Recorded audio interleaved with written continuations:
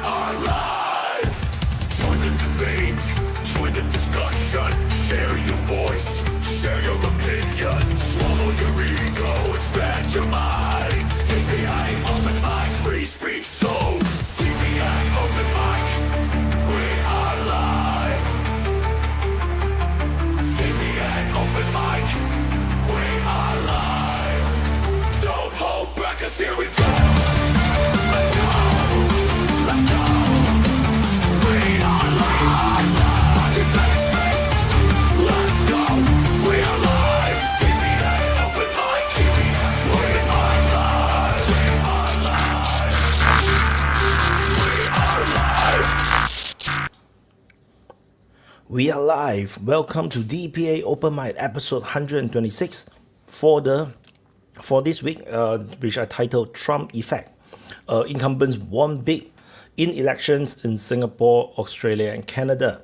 And Singapore just had finished our election. The ruling party has a very strong mandate, and same thing happened in Australia, where the ruling party also have a super good result. While in Canada, the Liberals managed to retain its majority, although it's still a minority government, but still, they managed to retain power, despite they finally got rid of Trudeau. So life goes on because mainly I think it's mainly because of the Trump effect. So anyway, can you guys hear me? I suppose you guys can hear me. Let me check the audio. Yeah, you guys should hear me. So anyway, this DPA Open Mic is broadcasted on multiple platforms. This time around, DPA YouTube channel is in, so not just on the DPA Open Mic channel, but on the main channel. And I'm gonna do some experiment later, which I will end the main channel's stream early, which will then push everybody to the Open Mic channel. It's one of the YouTube feature I've never tried before, so later we can try. And also on DPA Open Mic channel on Rumble, on DPA Twitch, DPA Twitter, DPA Facebook, and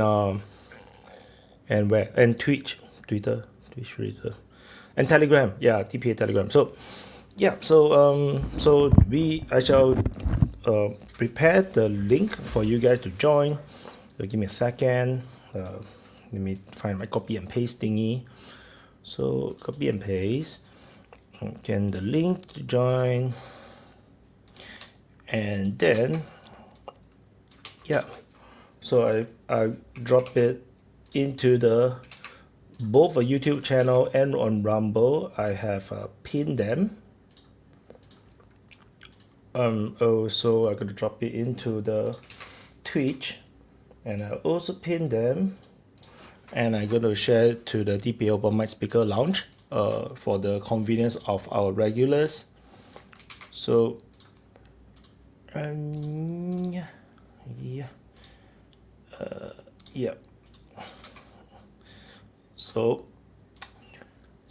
So now do share the stream to your friends and families and contacts who might be interested in the geopolitical military war discussions. And so let me forward a bit more stuff. And I forgot to do this. So I didn't manage to do the open mic yesterday because there was an election in Singapore, and I wanted to focus on the election, and I wouldn't be in the mood to do the open mic. So mainly that's the reason. And so let me check the stream, make sure everything is running. So so I'm not sure how it will do, whether the main channel can bring in more guys, but we shall see how this goes. And so I should also copy and paste the stream to Discord, which I forgot to do. Give me a second. And Discord. So do you guys, are any of you guys from Australia or Canada? I heard the Canadians, many were very disappointed. Open mic. Yep. So da, da, da, da. So we're gonna wait for people to join. Meanwhile, yeah. So some people, they don't agree there is a Trump effect. But literally that is the reason. That's given even by the Singapore's opposition leader, which say that it is because the world is getting more dangerous, more chaotic. It's like international reasons, things happening in the international arena that is affecting the elections, which basically is Trump, because Trump launched a trade war, create upheaval, and that's the main reason. It's not because Trump effect doesn't mean it's positive. It can be a negative effect. So don't cope so fast. So just want to say hi since the people are not coming up yet. So hi Coping, El Glenn, Johari, Nas, El Trant, Slavarian, and then the name I cannot read because it's in Russian. Yeah, and Kodinov, WL Crutch, Johari, Brian Solex on Rumble, Deus Absundis, Peter Barchevich, and BTW6301. So there's and PTW, nice go. Yeah, look. Oh yeah, so looks like I failed. No one is joining, so I got a monologue all the way then. So the Canadian elections was a huge disappointment for a lot of people, because a lot of people really don't like Trudeau. They think that the Liberals are really bringing Canada in the wrong direction, and they were very excited that Trudeau finally gave up. Then finally they can maybe bring in the Conservatives and maybe change things. And then the Liberal won. However, Donald Trump has said that he will continue to talk to Canada about annexing Canada into the United States. So that is still an ongoing thing. It's not over yet. Donald Trump seems pretty determined to bring Canada into the fold. So that is a problem for Canada. And I think that the Canadian side is trying to reduce tariff, but I think it may not work because if the aim is to annex Canada, then there's no reason to reduce tariff. The same thing for China situation. A lot of people are misreading the trade war between the United States and China. They think that the idea is just to balance the trade. However, like I said before, I don't think that's the case. I think the main aim is to cut China off and force a political change in China. So, and basically this is no impossible thing for the Chinese Communist Party to adhere to. So which is why they're fighting, right? Though at our level, at a lower level, some people may not be able, or many people may not be able to see what is happening, but you can see that from the Chinese Communist Parties or Chinese Communist Party of China's behavior and attitude towards the trade war, they already know it's targeted them. So which is why they are reacting so badly. However, things is not going well in China. Anecdotally, a lot of factories have closed down. A lot of people lost their jobs. The entire export industry is collapsing. People may say it's only 15%. But for many companies, it's not 15%. Some export almost exclusively, to the United States. Like 70% of their sales is to the United States. This kind of company is dying. And while we are all talking about this trade war stuff, many corporations all around the world is now actually moving their stuff out of China. The number one destination, from my understanding right now, is Vietnam. They are also looking at other Southeast Asian countries, and also including Mexico as well. A lot of this manufacturing is now moving to Mexico because of the USMCA, and which is preferential. And many and also according to my understanding, also many companies are now avoiding concentrating their entire manufacturing supply chain into one country. So they're splitting it up into multiple countries, at least 3 countries, so that if there's any more geopolitical change and upheaval, they are able to react to it, and they wouldn't have to port the whole thing like what's happening to them right now with China.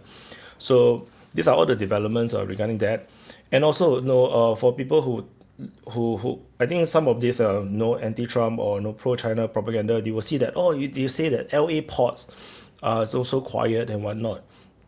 The Chinese port are the same. It's a trade war. It hurts both sides. So the Chinese ports are also very empty. There's not much ships there because all the ships has cancelled a lot of their transportation. And then if you look at the trade numbers, the export numbers in the first 3 months of 2025 looks super good. From China exporting out, particularly to United States, it was like a high in the first 3 months. But the reason for the first 3 month high was because everybody is anticipating the tariffs to come from Donald Trump, which is why everybody is buying their stock. They're basically stashing their stock ahead of time, which is why the export numbers is super high in the first 3 months. But I think my recommendation is to look at the next 3 months from April, May, and June. Then I think we will start to see the real situation. And typically for companies, they don't really able to survive with super poor sales more than 3 months usually. Like I'm in business as well.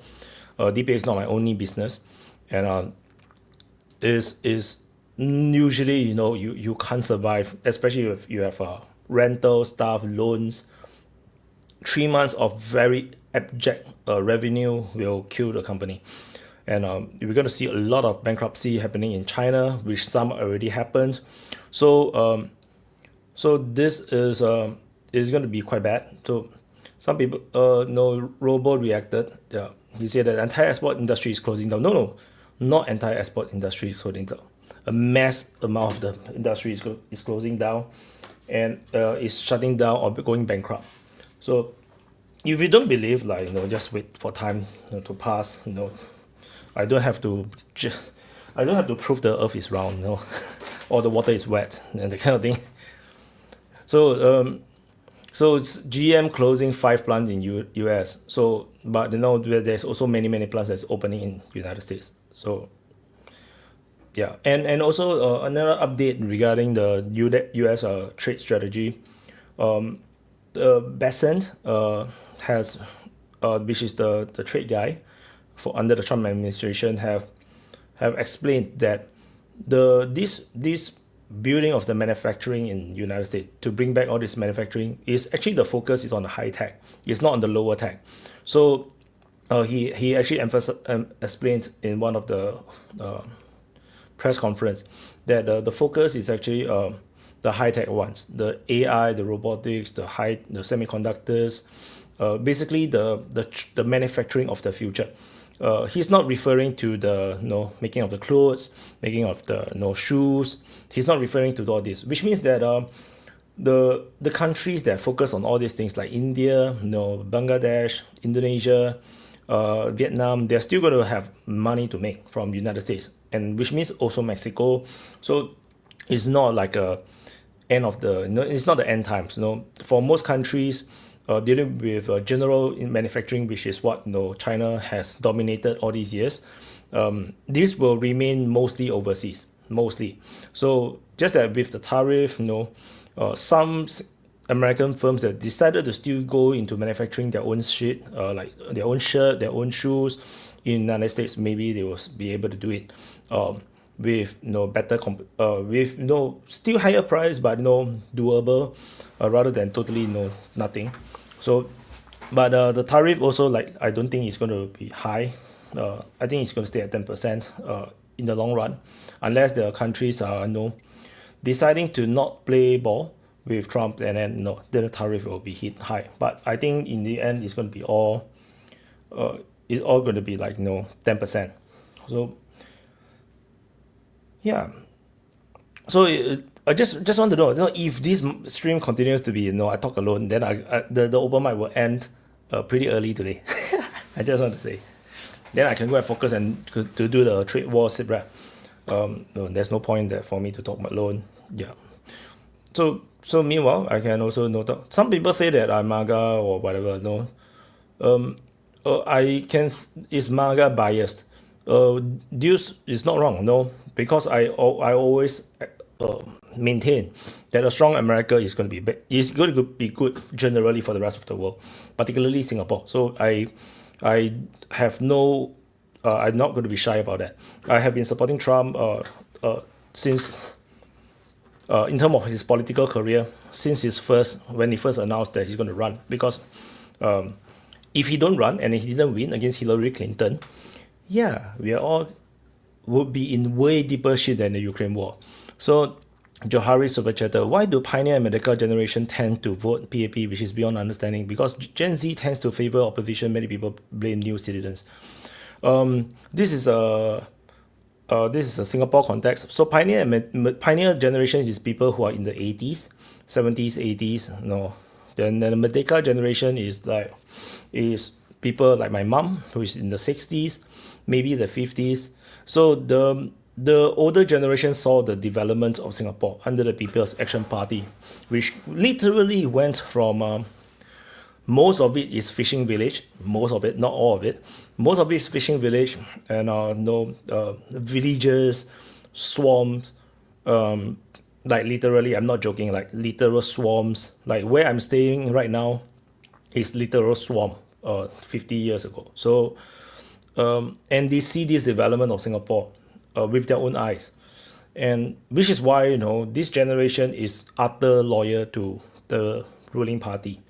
And they have become successful, wealthy, do well, they raise their family, all because of the People's Action Party. So honestly, even for me, everything that I'm able to achieve today is also because of the People's Action Party. It's not because of the opposition. So in Singapore, opposition politics is simply to vote for opposition so that there is just some level of check and balance. It's not to compete with the ruling party in terms of policy making. They just not enough people, not enough talent, and the way how Singapore have been developing for the past 50 over years, 60 years, has made it the point where the People's Action Party, the ruling party, is very intertwined with everything Singapore. So they know Singapore the best, literally all the secrets, all the know-how, all the power bases, all the powerful people, all the influential people, all the mechanism, the infrastructure. So in terms of the opposition, which just come in like this, they don't know enough. Like they just don't have the means to compete. And the thing is, they can win seats just like we've seen in the election, but it's not like it's a God-given thing. Singaporeans, in this election, literally proved that they no longer will be voting opposition for the sake of opposition.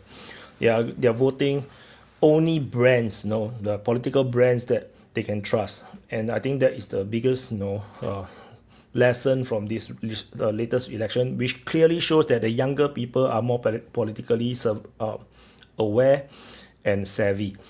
So people who get to vote for the Workers' Party, which is the biggest opposition party in Singapore, a good number of them will vote. But if you see that even in the situation for Punggol GRC, which is a lot of young people, mostly young people, they voted for the ruling party. So it's not just the older folks, So that's what it is. And also, the Pakistan haven't got attacked by India. Hi, Ayush. Yeah. So India haven't attacked Pakistan. Yeah, like I said, government is trying their best to not to go to war. So, and we are not going to go to war, I don't think so. Yeah, hope not. Hope no war. So far, that means the Pakistani intel is wrong. So they will say they're also certain between 24 to 36 hours, and then Yeah, it didn't happen. So, but I think it's still very tense. I think they have just blocked. The India just refused to issue visa for the cricket team from Pakistan. I think is it cricket? I think it's cricket team Yeah, there are or things some like sport people team. are crying There's on some. the borders, like because it has been such a because India said like go all the Pakistan visas are cancelled and everyone has to go back to Pakistan. So there are families which were settled there by marriage and by like entire families are being broken, children and parents are being separated. It is crazy situation right now. So things are happening not good, but well, every So action so has so, its consequences. so this includes the residents, like the maybe the permanent residents and The one like they married in. the thing is India doesn't give citizenship that easily, so people do not like even after 40 years is a person. We have like a video of news reporter taking an interview of him. He is saying that we are living in India for 40 years. We have voted for India, and he doesn't have an Indian citizenship, but some political party gave him. Like India has this big problem, like political parties, regional political parties would just issue fake citizenship to these people so that these people can vote for them. It is crazy situation. We have like millions of illegals from Bangladesh and from mainly from Bangladesh and living in India with fake citizenship, like, and they are voting and they have like fake driver licenses and stuff like that. It is very confusing. Like Yeah, it's a big country. That's the problem with big countries. Yeah, like you cannot 1.4 keep track. billion Like people. It is. even United States don't even know where the hell is some of the people. Like, people just disappear and like they catch and release, right? They caught someone, the illegal immigrant. They caught them because there's no place for jail. So they say, okay, you come back in 1 year's time for your court case, and then they just disappear and they never appear again, and they have no idea where the hell is them.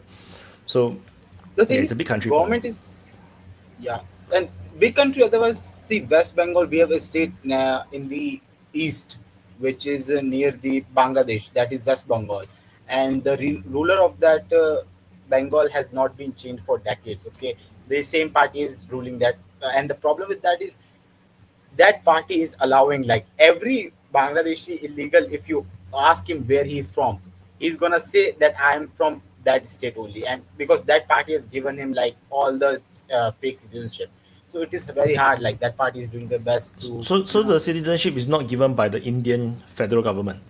It's by the no, state, it is given. No, it is but given it's by the Indian illegal. federal government, but the state is just issuing fake citizenships. Like there are, we just found. I remember police just busted office like office of people giving fake citizenships and fake documents, and the head of the office was one of the political parties person like Aam Aadmi Party. That party was ruling the capital city of India, Delhi. So yeah, people are just like issuing fake citizenships in India. So India has this big of a problem also. I heard your. I didn't saw your video of Singapore election, but I heard what you were talking about, and I wanted to ask. So the ruling government has never been changed in Singapore, or Never. goes So never? so the since independence is always the same party. They used to be Okay, the and how? opposition party. So before the independence, because when we were still transiting to self government under the British, so we have a ruling the ruling party then was the Labour Front. So then the People's Action Party was the opposition.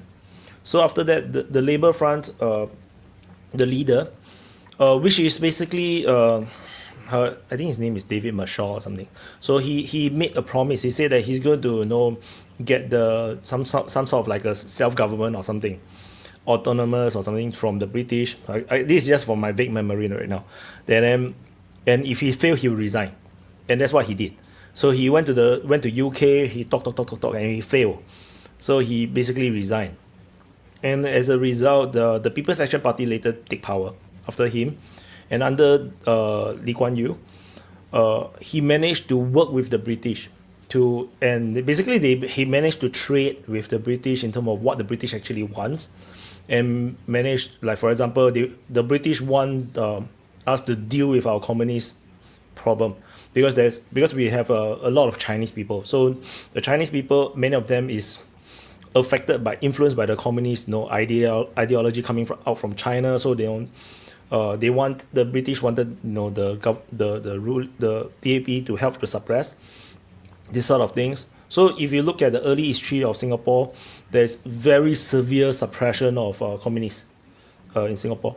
So and honestly, during those days, anti-communism is a very big thing because it's very dangerous. We do not know what they're going to do, and communism generally always want to take power through violence because that's basically part of their way of operating. So the British during those days are still a superpower. So they wanted Lee Kuan Yew to do something about it, and Lee Kuan Yew managed to make a deal, and basically we joined Malaysia after that because that's something we want.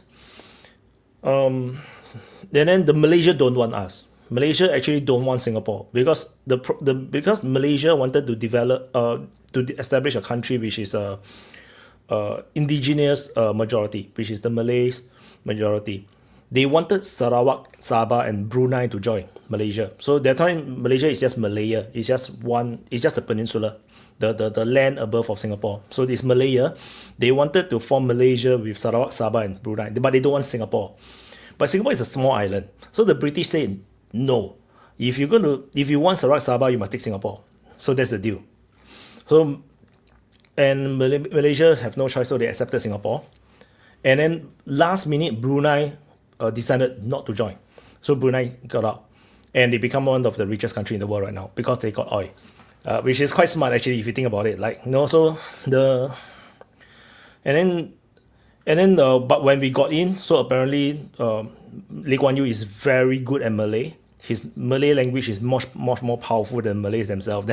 Then he go into the federal government, and he almost wanted to eat up the whole of Malaysia. Then it's like they panicked, and then they kicked Singapore out. So that's how Singapore become independent. Like we never wanted to be a country. No, it just happened to us, and that's how it works.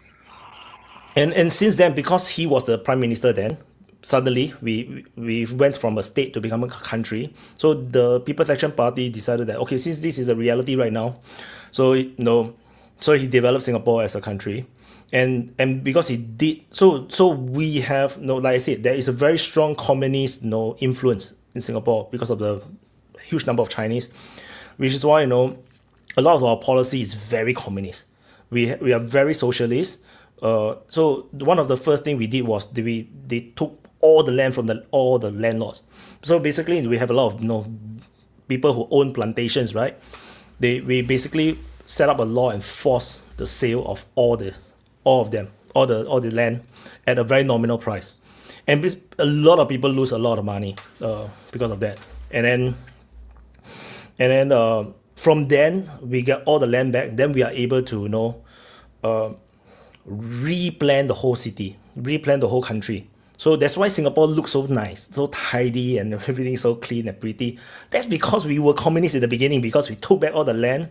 So suddenly all the rich people have lost everything suddenly.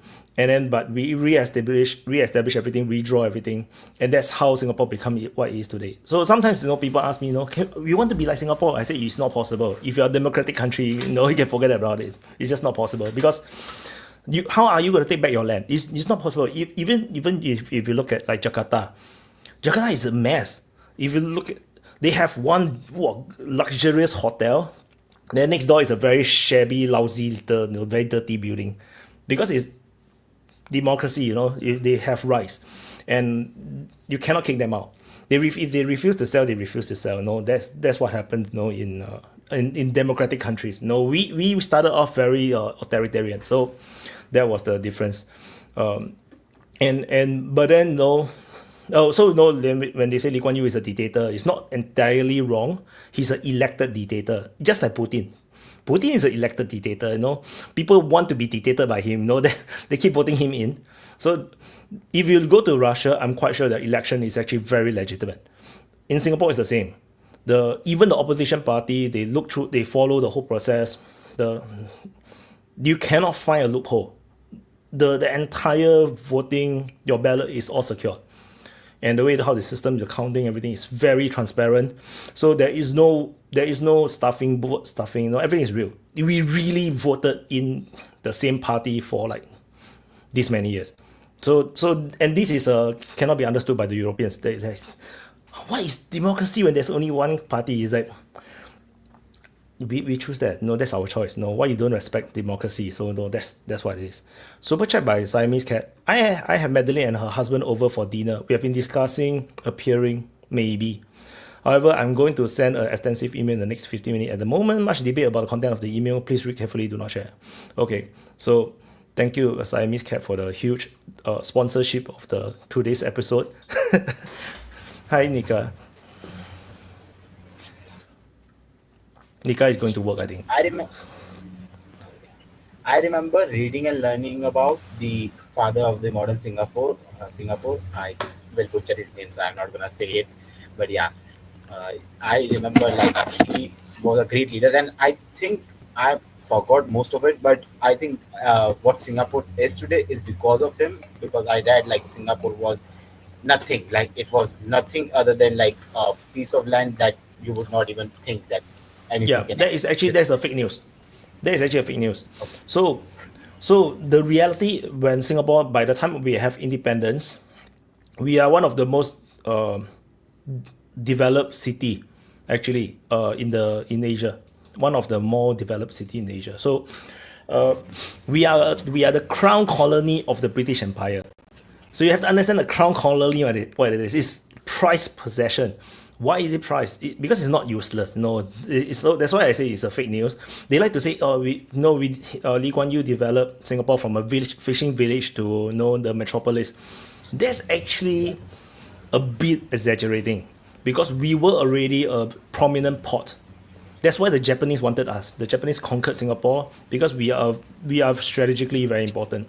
So, and then we were the fortress. We are supposed to be the fortress of the British Empire in the Orient. So you can't be a useless land when you build a fortress here. Although the fortress is fake. No, there's no real fortress. No, that's why the Japanese conquered us easily. So, yeah. But most of Singapore was really fishing. The most of the normal people, most of them is still villagers. They farm, they fish. Then yeah, so it's hard life. So, and then a lot of people work in the ports. So in the harbor, they carry heavy cargoes down the ships because it's a port. So a lot of people is working on this line, which is why there's so many Chinese, because a lot of Chinese came down from China to work at a port and to find a better life than in China. And apparently, carrying all this heavy shit is better life than in China. So you can imagine how horrible in China life is. So yeah.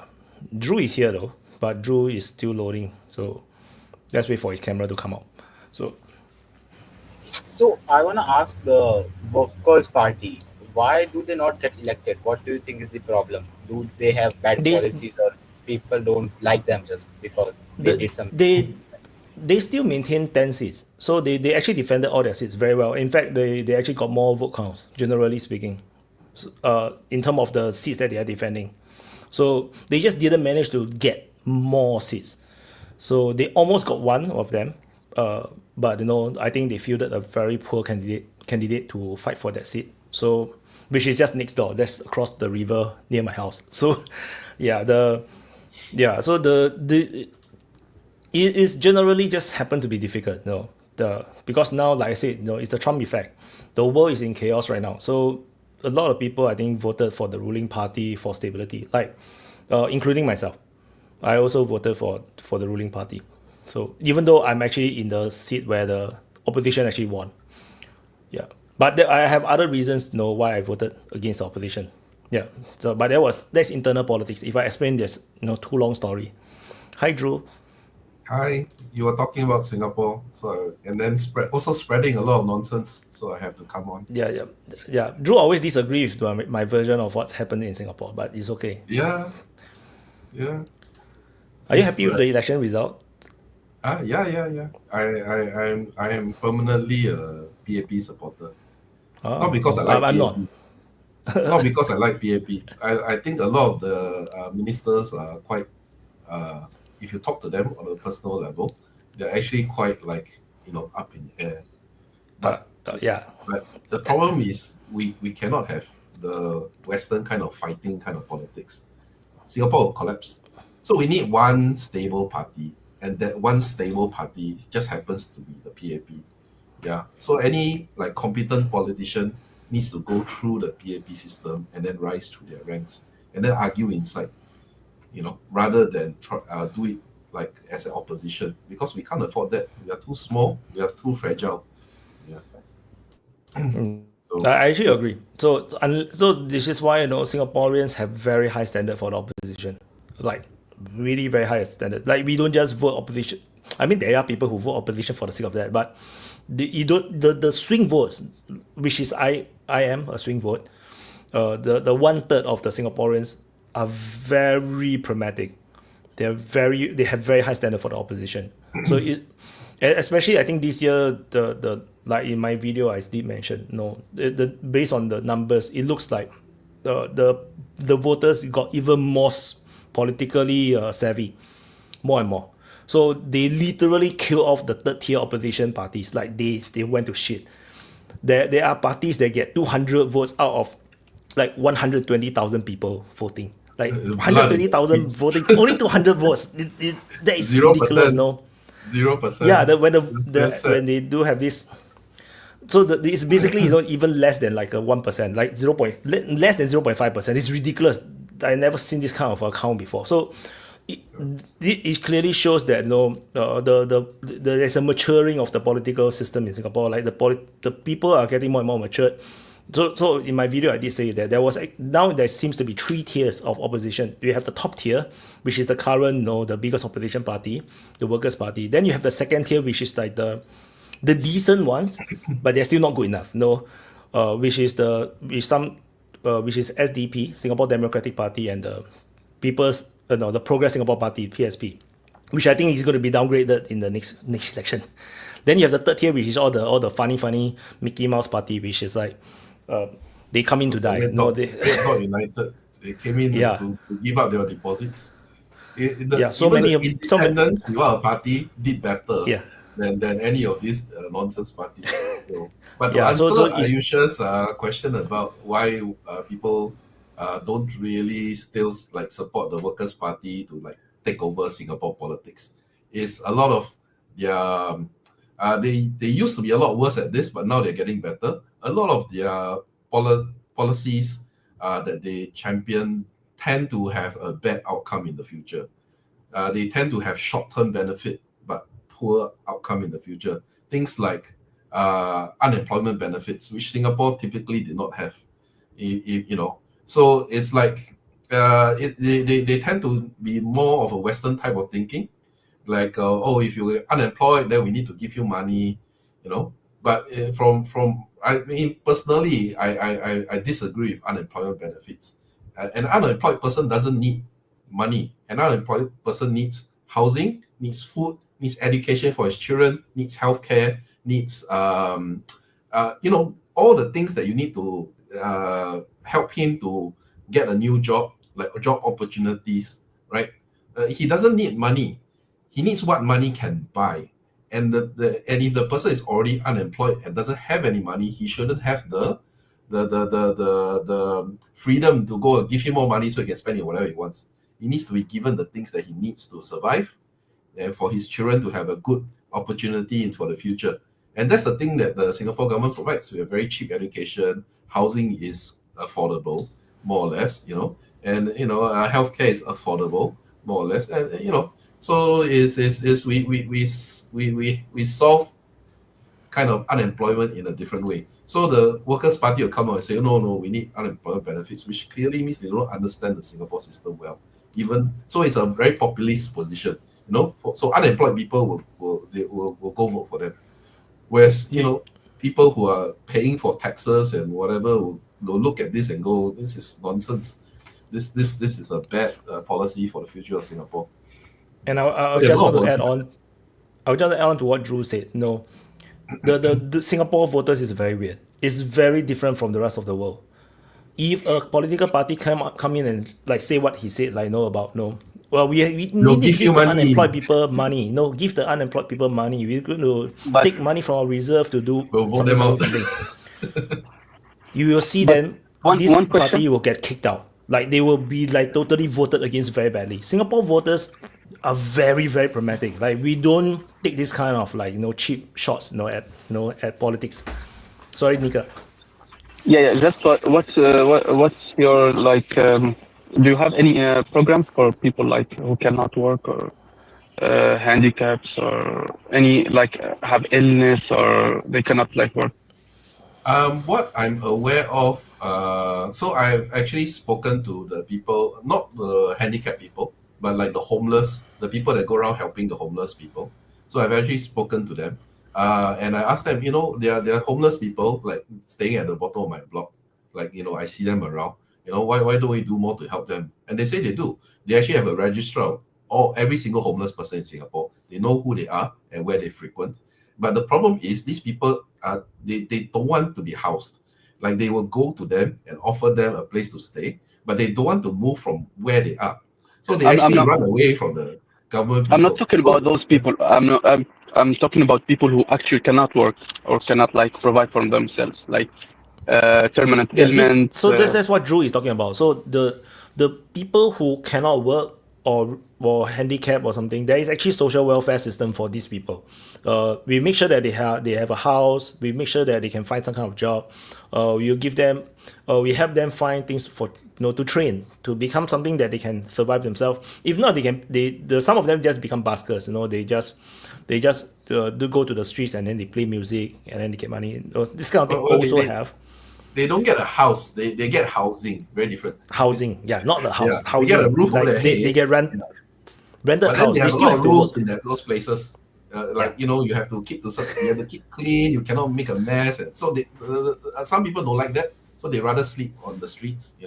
So it's So we have also in this condition you don't need any like unemployment benefits. I think unemployment benefits are for those conditions, so there is no need for them. Yeah, it doesn't make any sense to give someone Generally, money. basically the Any government's water. position. Yeah. Government position. Singapore government position is always everybody must work. So they will find a way to try to help you to find job, or at least do some work. They don't want people to get money for nothing. However, Yeah, I do 100%. know that there are people who rather die than work. They have these kind of people, and it's very weird.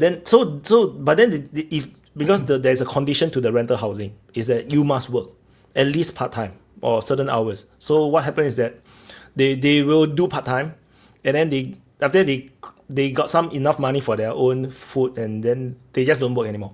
I literally know a girl who does that. They will pretend, who just go to library every day. They will pretend to look for a job, but they never actually find a job to continue to get the benefits. Yeah. And then the most funny thing is, it can be quite toxic. Like, because it's a family. So the girl that I know, she spent all her time in the library. She just read books. Then sometimes she do some part-time job, and then she have to stop. Because as a family, if they earn over a certain amount of money, they will be kicked out of the rental housing. They have to buy a house. And then, so they basically, then the father don't want to work. Like, refuse to work. So so they have this very odd situation where they just limit their own income level so that they can stay at their rental house like in perpetuality. So there are crazy people who are like this, and this is the reality in Singapore. So, but the real homeless people Yeah, but your system is, I think, way better than here in Canada. It's like here they incentivize people to not work. I think it's like So Singapore benefits will incentivize people not to work. That's why Singaporeans we never like that. Yeah. And we established that right in the early days of our independence. Like, we will not give money for unemployment. So basically we learn from the Europeans and the Americans that we do not give money. We do not do social welfare for the sake of it. So and that was a policy in Singapore until today. And you can see, if you talk to Singaporeans, most Singaporeans is against it as well, because we literally see it. Things went to shit. Go to shit in other countries. So we don't want it. So Johari said that Skill Future Job Seeker Support Scheme, also known as unemployment benefits. That's a little bit, I think. As long as you show that you are looking for a job, they will pay you a little bit of money, and that's one of the Worker Party kind of championed policies, which I personally disagree with for the above mentioned reasons. Yeah, it's it's a step in the wrong direction. We shouldn't have that any. There are people who will forever be finding jobs if that's the case. I have another question. For example, if someone went to school again to change their job or something, do government support them or not? You do it yourself. So generally, the government will not give you money for anything relating to your own life, career. Like they will give you money only to support due to the inflation. But nowadays, like, for the last few years, every year they've been giving us free money. Because, but it's mainly related to inflation. Yeah, but it's because we have too much money. We have a surplus of funds, so they typically save this, and then they still have extra, so they started giving out money to the citizens. So every year I get, I think, like 200 or 400 or whatever. So they give some to the kids for like education. They give some to the you have this thing called EduSave. So the government will pump money in, and then you can use that to pay for school fees. You pay for school uniform, pay for all the school things and extra programs. Then we have this thing called a CDC voucher, where you can actually use to buy groceries. So they which put is money the in voucher there. I mentioned before. Yeah, I mentioned before how they give money without giving you money. Yeah, and then now they have this, as what I mentioned, this GST voucher, because they want to raise the consumption tax, the good and services tax. So they give us some money to make us happy, so they were not angry at them raising the tax. So it's like, every year now it's become I thought it was it's now a one-off a few years ago. Now it's like every no year. more now. So what I read was that the GST voucher is now a permanent scheme. It's a permanent scheme. Part of so that means the condition to raising the GST to 9% was this permanent GST voucher thing. Every year they're gonna give us. Yeah, but it's not enshrined in the constitution, but it's like as a policy, it's a permanent thing. So every year they're going to give you money. So really? wait. So so for those that don't understand, the GST voucher thing is that they will give money back, like they're giving back in terms of from the money they earn from GST, but they will give more to the people who is poorer and lesser to people who's richer. So generally, it is take money from the rich and give it to the poor. And the poorest level of people, or the people who really don't earn that much, essentially they actually earn money out of it. Like they are getting extra $1,000 or a few $100, depending, versus all the GST that they will ever pay. So we have the same. Yeah, we have the same scheme here in Canada too. It depends on your income too, and it will vary. So actually. That's actually quite cool. So if it's the same scheme, I think it's cool. Because because I calculated, basically the poorer strata of people will never pay GST at all. Actually, with the money given back, they don't pay GST at all. So the middle income will pay lesser GST. It's the rich people that will pay most of the GST actually. Yeah, it's the same then, because they will calculate that in your income report, in your tax report, and they will plan it for the next year. So I think that it's the same scheme. Yeah, and it depends on your income,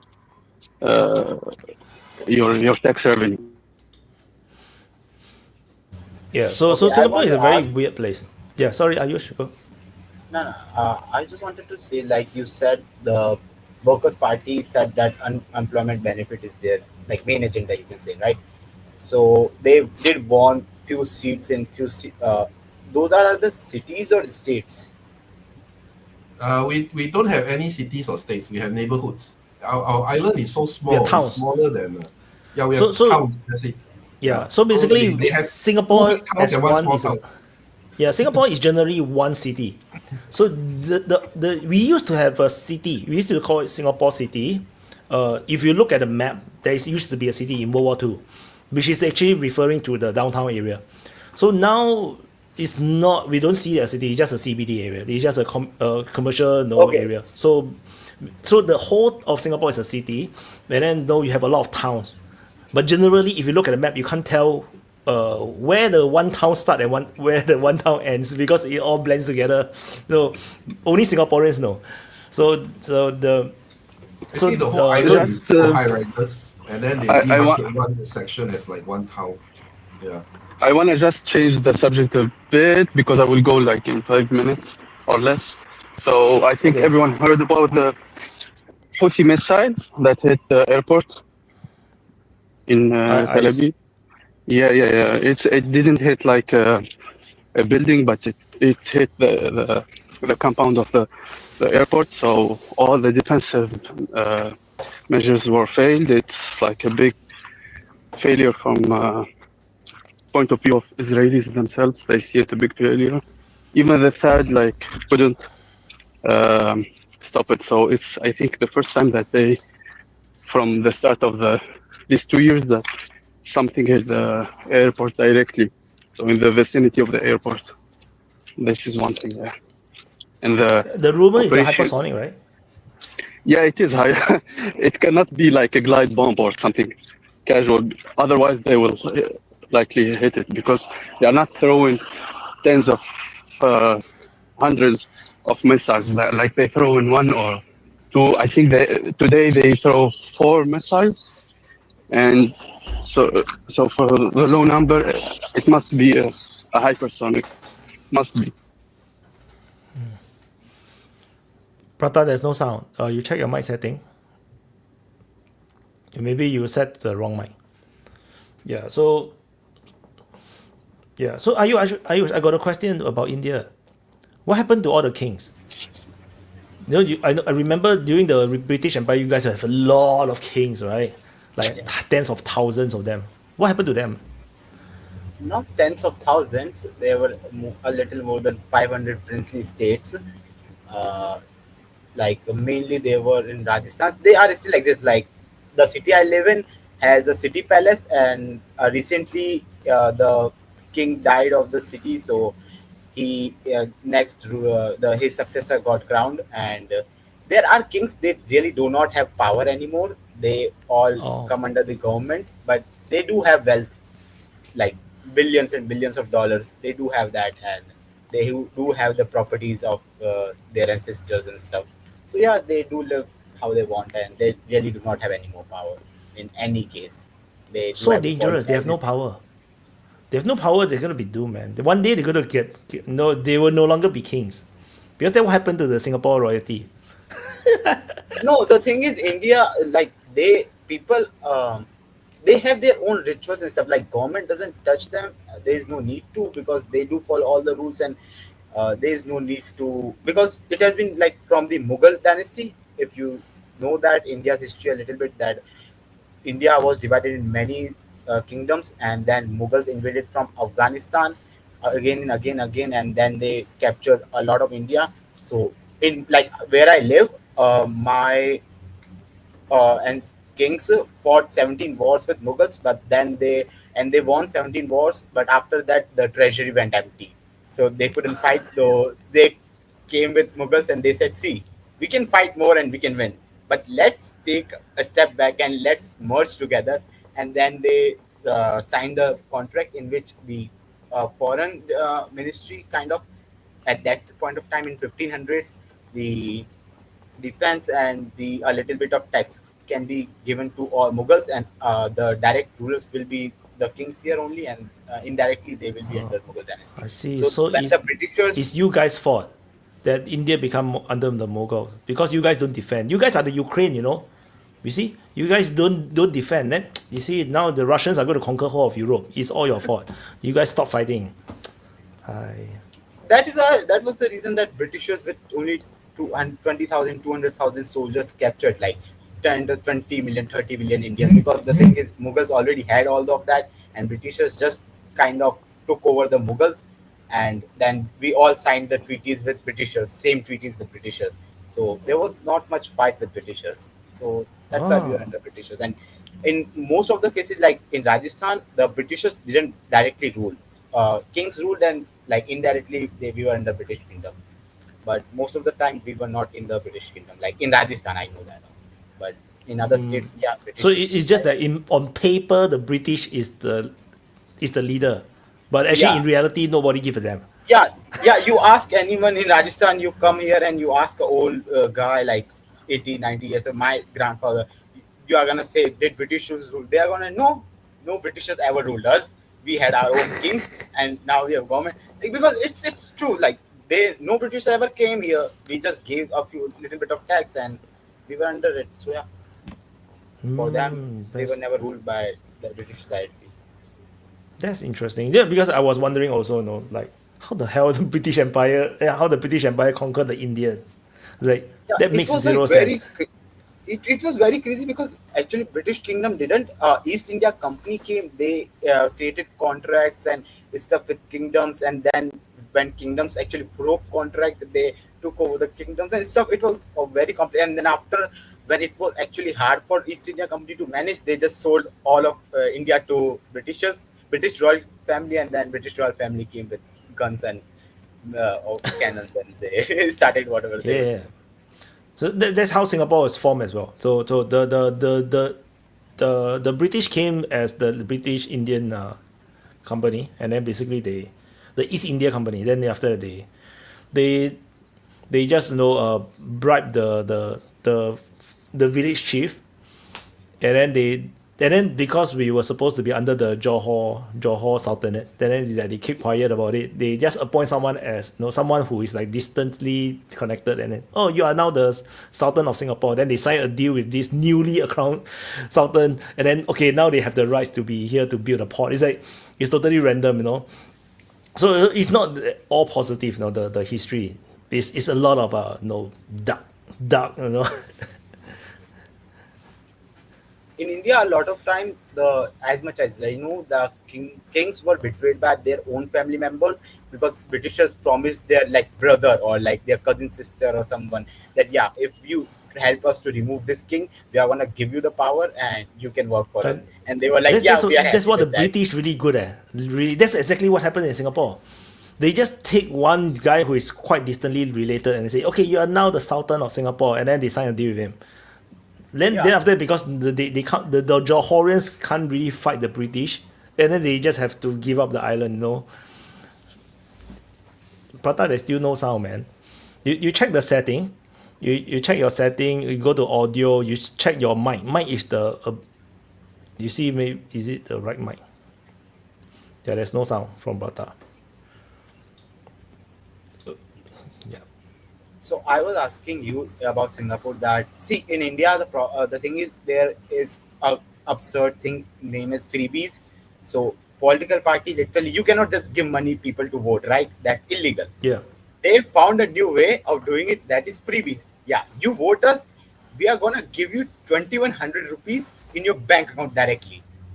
So that is illegal in Singapore. So they cannot Yeah, do that. that should be, but government said when we went to Supreme Court, ruling government went to the Supreme Court or whatever, people went to Supreme Court that it should be legal. The Supreme Court said it is. Then people, the government said the party who was offering said that it is to help and develop them and grow them. So give laptops and then free electricity. We are not gonna ask. So what is happening now? Political parties are just giving you money, free electricity, water, and all of these things, and all of that cost money, right? So you are taking that money from taxpayers' money, which is for development. Now you are using them to give free things to all these people. How are you going to develop your city? It's going to fail. It's going to fall. It's going to crumble. So it is happening. So the thing is, even central government doesn't allow that. Central government like really does it when they are doing it. Before they were like Prime Minister Modi, every rally he was doing, every speech he was giving, he was very very strongly condemning this behavior. But even now, when elections happen, because he has to win, right? So he also started giving and doing shit. So he did in Delhi election. It's and all he won. corrupted. You guys are doomed. You're all corrupted. So I don't know the future of India at this point, because if you are just gonna give money and take votes, then how are you gonna develop the city when you do not have money in the bank, like government? So it's absurd. Yeah. I don't know what's gonna happen that government can do, but because the thing is, because people in Singapore want is a that. bit similar.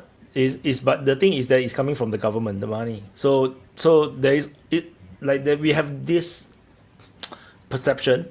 Singaporeans have this perception that when the election is coming, suddenly the government will give a lot of money. so that is a perception thing. But I'm not sure if it's reality or not, because now it's becoming so common to the point where every year we're gonna get free money, and of course it says free, but it's not actually free. It's actually they take from our tax and give it back to us. So so but it's still this kind of thing happened, and sorry, you can carry on. Sorry. Yeah, no, Anyway, I super was chat. just saying What is that- going on in Syria with Turkey and Israel? Geopolitical battle over Syria. So they have allegedly some air-to-air. They didn't shoot each other, but there is this challenge in the air-to-air, which I heard the Turkish fighters didn't dare to engage. I heard, but of course that could be Zionist propaganda. I do not know. Yeah, because I think that if Turkey went to an air-to-air combat with Israel, I think Israel is going to win because they got the F-35. So, yeah. Sorry, you we are were also saying. getting I was just saying that we are also getting a lot of rumors from both sides, Pakistan and India, that every night Pakistani force is just Air Force is forcing Indian Air Force to retreat. Indian Air Force is forcing Pakistani Air Force to retreat. Everyone is saying everything that they are forcing each other to retreat. No one knows what the heck is happening in the border. Like, It's a cat and situation is dog serious. game. It's a cat Yeah, and Fatam, dog we can game. hear you now. Yay. Yeah. So Yeah. all they do is they just went on their patrol routes, and then when they turn away, go back to base. Oh, you see, they are running away, but they're actually going back to base. Yeah, it is. The thing is, situation is serious. Like my father wants a proper war. Like he was saying we were in restaurant and he was saying that I just want to open the news and I want to see the headline that we are on a war. That's it. I'm like, it doesn't happen like that. Blah blah blah. Whatever.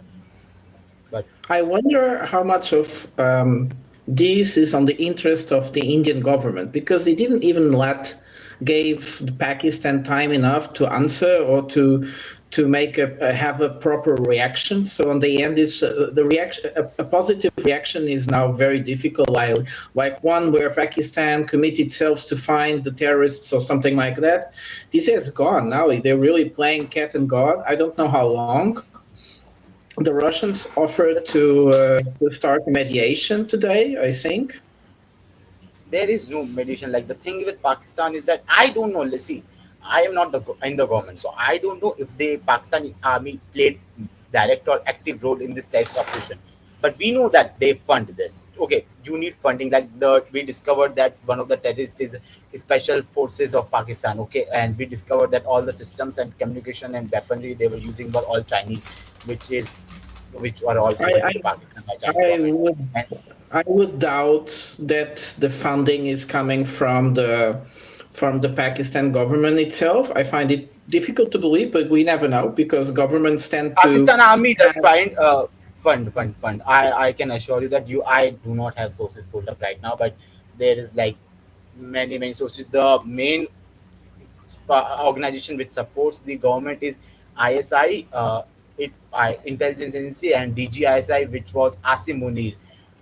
From he's army chief right now, but he was DGISI, which was the head of intelligence of the Pakistan. And whenever, like before, also one time when a DGISI was made the chief of army, it happened like the terrorism rose in Kashmir.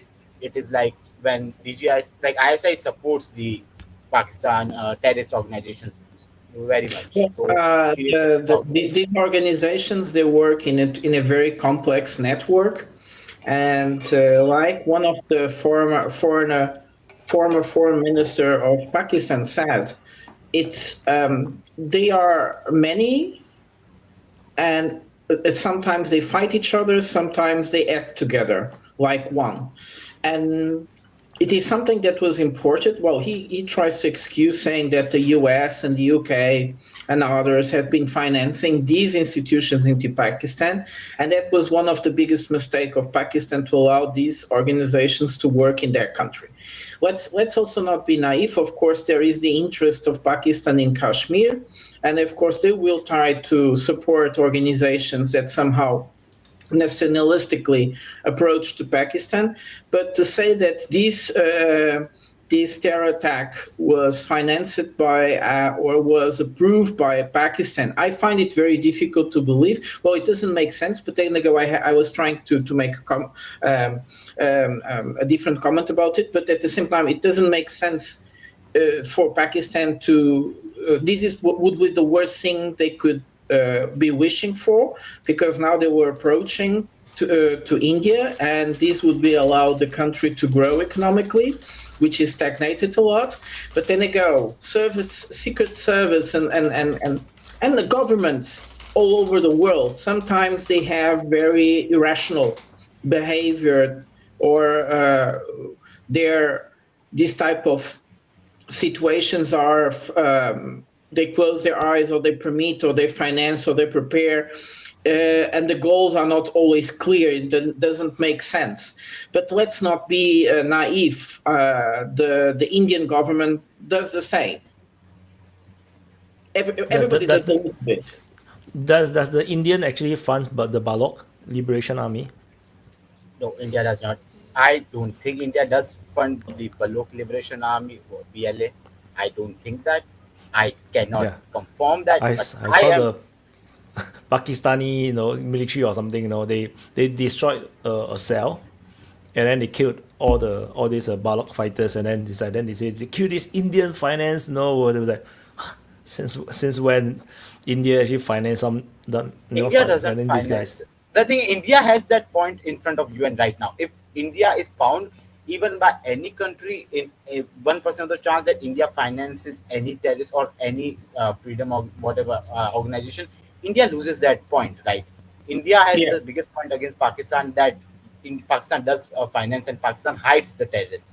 Like Pakistan is hiding like Hafiz Saeed, one of the international wanted UNSC wanted terrorists, and Indian news channels, you can I saw a YouTuber pulling the address of Hafiz Saeed from the American intelligence. Like there is some website or something That's, from American that's intelligence a which says very all these details that's a very old without the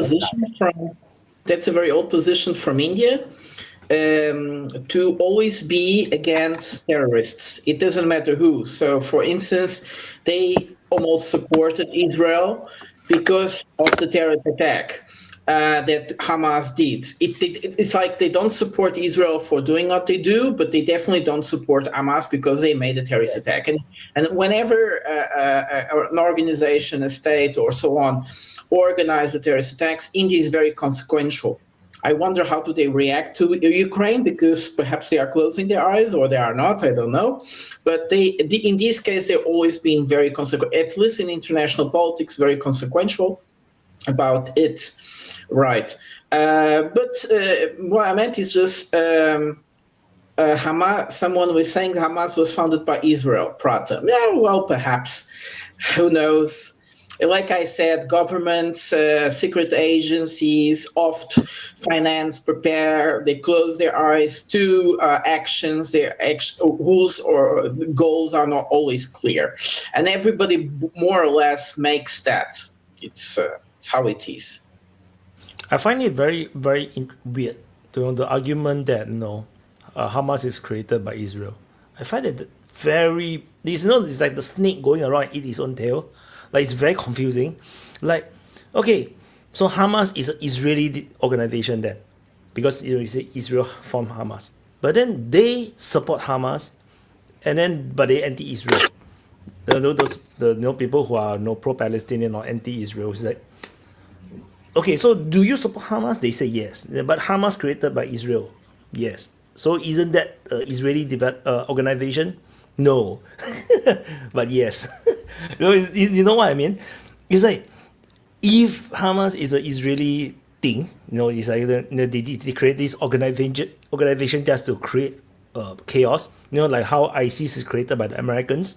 I'm just joking, CIA, but yes, I'm honest about it too, just in case, But if it's that kind of situation, then supporting Hamas would be anti-Palestinian, it's against the Palestinian interest.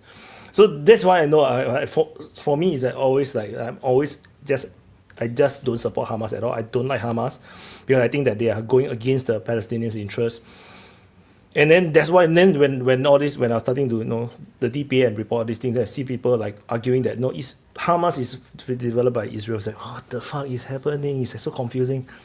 Like Well, you have to pick one, They were Everyone has created. their different theories. They were created exactly for that, to counterbalance the power of the LPE, which was actually the really well organized Palestinian resistance. And they introduced also kind of more religious, more. Well, it's a very Islamic Brotherhood organization, which was actually by that time already a forbidden organization in most Arab countries. They were considered really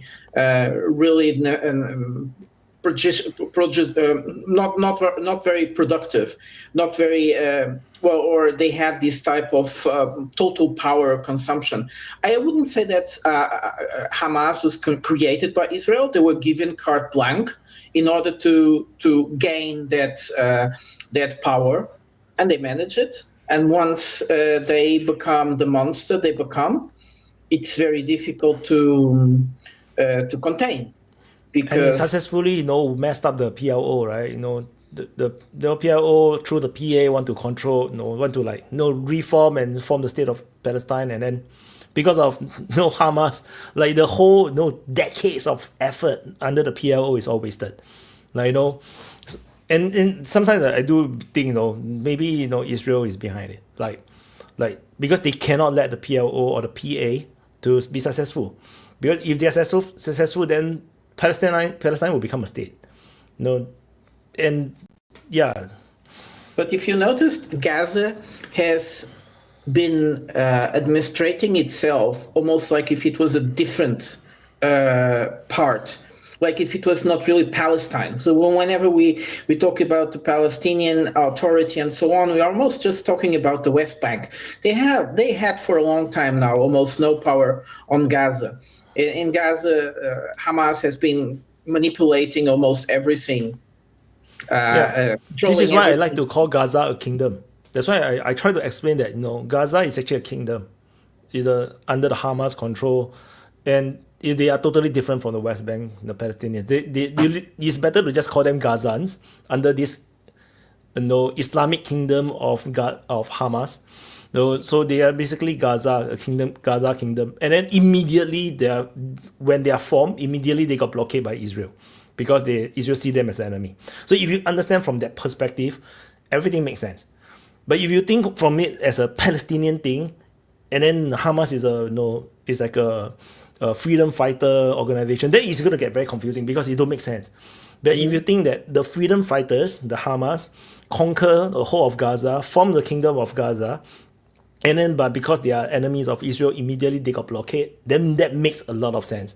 So then October 7th, you can see from the Israeli perspective is that the Gaza kingdom actually attacked. They invaded into Israel, and thus Israel launched a war against Gaza. And this is why they totally flattened the whole thing.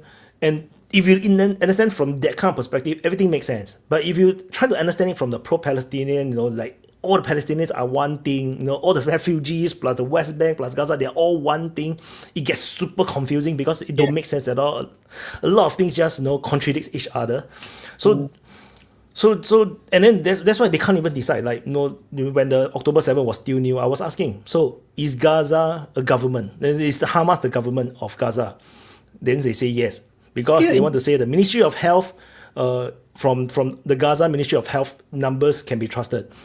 Then I say, so they are the government, so they launch an attack into Israel, so it's a sovereign attack, right? No, they are a resistance movement. It's like, come on, man, fuck off. It's like, decide, are they a resistance movement or are they a government? You cannot be both. There's no such thing as both, So this is why I was very frustrated very frustrating to talk about the Palestinian issue, because people cannot decide what is what. And they like to just choose and pick what is convenient, to push their narrative. And then I know Israel is evil, is bad, and then they suppress the Palestinians. I understand. You don't have to repeat that every time you say something, But that's not how you read the geopolitics, Yeah, and I would say that the same thing with Hezbollah. Well, Hezbollah was created mostly to support some Shiite groups in the south of Lebanon, but today they kind of represent the whole Palestinian resistance in the south of Lebanon. It doesn't make sense because the Palestinians are actually Sunnis, they are not Shia. So it's also this there are many confusions in many layers. And then we also see, like, for instance, within universities, this type of resistance, the fight for the Palestinian autonomy outside of Egypt, outside of Israel and Palestine, also represents like another layer of contrast. It's like these people are fighting for organizations that, if they knew what they are, they would never review themselves into them. The further you go, the more confusing it gets, because then you have the queer for the Palestine, then you have the LGBTQ for Palestine. You say, what? Don't you know that you will get killed if you go there, as a queer, or something? It's like, what? Yeah. Why do people even support them then? If they Because it's a very well organized with a lot of time, prepared resistance in the outside, and they have all this scheme, and they are prepared to act and they also know how to act in the case that something that works in Palestine. There's been for many decades now. So it's a prepared resistance outside of Palestine, and it doesn't need Palestinians to survive. It's self-organized. This is very typical in universities, where these types of movements revive themselves and reproduce themselves without even connection to whatever they are trying to represent. It's very, very common. So, Madeline super chatted, Wyatt talking bollocks. Most resistance movements are also political movements as well. This has always been the way. Sure. Yeah. Yes, it's very true. Until you become a country, communism is a resistance movement always when it starts, and then you become North Vietnam. Then it becomes a country. You cannot still call North Vietnam a resistance movement. That's how I look at it. But of course, feel free to disagree. I'm perfectly fine. That's something very interesting you just said, because, for instance, why the US doesn't really call China China? They called it the Communist Party of China. Although because they are, or Communist China, or simply Communist China, because there is two Chinas. Well, Nationalist China and Communist China. They don't call it the Communist Party of China. They call it the Chinese Communist Party, just to be. Okay, sorry. So you changed, which is but the same. Communist Party of China is the pro-China guys say must. This is how you say their name. I always call them Chinese Communist Party since I was very young. Like, that's how we understand. That's what they call. So it's the Communist Party of China thing. It only came up the past 10 years. I got surprised when I first heard people assert that it must be called the CPC. Well, there's a difference. Think about the difference. The difference is, if you're the Chinese Communist Party, you're Chinese first, and you're in a Communist Party. If you're the Communist Party of China, that means you're a communist, and you just happen to be in the Chinese branch of the Communist Party. Oh, sure. So that's very communist, right? That actually makes sense, though. That's a very internationalist, communist kind of ideology. Yeah. I think because Portuguese, because that once in Portuguese would be very strange. But nevertheless, the sorry for that. So you're right. It's how they called it. But it's also you don't want to see China as a government, as an institution, as a structure. You want just to portray that this is controlled by a political movement. Yeah. That's interesting too. If you mention it in this way, yeah. You don't call the social democrat what country, you know? That's a bit weird. Like the liberal Canada, they also don't make Yeah. sense, you know? Yeah. Yeah, but people call it the Trumpian United States, no? So that the MAGA United States or MAGA USA. That's a thing. Yeah, well, I mean, there's an entire country called Saudi Arabia, so we have a ways to go to there. So it's like there's a country called Arabia, there's a family that has the last name of Saudi, and they just renamed the country. It is Saudi Arabia. That's like as if it were Yeah, Trump the in Arabia America. of the South, right? Yeah. Well, That makes sense. Arabia is a peninsula. Okay, peninsula. Okay. So This is the Saudi yeah. peninsula. Those guys have a massive peninsula. Oh yeah, but there are other countries in that area which are culturally, some of them So there's culturally. Yemen. Yeah. Yemen, you Yeah. have Oman. It which used to are be very- simpler, right? Geography used to be simpler. It's Arabia, then you have Persia. Yeah. Now it's just now it's like what? Where is Middle East? You know, sometimes it's like where is Middle East? You know, it get very confusing because sometimes they put Egypt inside, sometimes it's not inside. You know. Then is it part of Africa or is it not Africa? You know. Then It's funny. yeah, now it's in very Russia. complicated. In Russia, you still call it the Near East. In Russian, the Middle East is still the Near East, like it used to be in English. I don't know when we change it to Middle East, but I guess yeah. Let's read the super chat. Yeah, why do you think? What do you think about the Ukraine mineral deal? Do you think Ukraine sell itself out because Trump previously signed a similar deal for Afghan? Yeah, you didn't watch my video. I did a whole video on this. No, I think the Zelensky have no choice. So, yeah, that's all. Because if you don't sign it, then USA will withdraw. They will not give anything to Ukraine. So Ukraine cannot fight. So I think that's the Trump card, and I think that's what they were discussing about in the Vatican City. That Trump is basically laying down the law that if you don't sign it, we're gonna cut off everything, and then Zelensky have no choice. But honestly, the deal is not that bad for Ukraine. Like it's actually not that bad. Like to get the access to weaponry and intel, they only give up like a quarter of the wealth of the mineral. It's not even half. So it's not that bad. But of course, who knows the other deals that Ukraine have signed may have The taken the other bigger three ones quarter they've that I do already not know. made. Yeah, they've already made. I think they've made a deal with the UK already. That's my bet. Like I think they already have a secret deal with the UK. Because remember, the UK had this whole 100 years of cooperation agreement. Like, okay, We know there is a secret deal with UK. That's well known. Then there are deals, partnership deals with France and Germany, and it sounds like the French one is also very comprehensive. oh, But I the never French- thought about that. The French need that uranium. Yeah.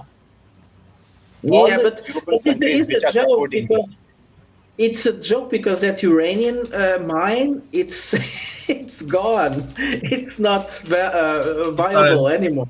So that's the thing about all these mineral deals. Like Zelensky just thought about, okay, Europeans and Americans, they are paranoid about minerals. It's like without minerals, they will not be able to reach March. I don't know. And and Zelensky just thought about, okay, let's say we have all that, and they will be like crazy, like famine dogs, and come to me and say everything I do. So it's like many people already said, well, there is no proof those things are there. They were never. Why did he say those things are there?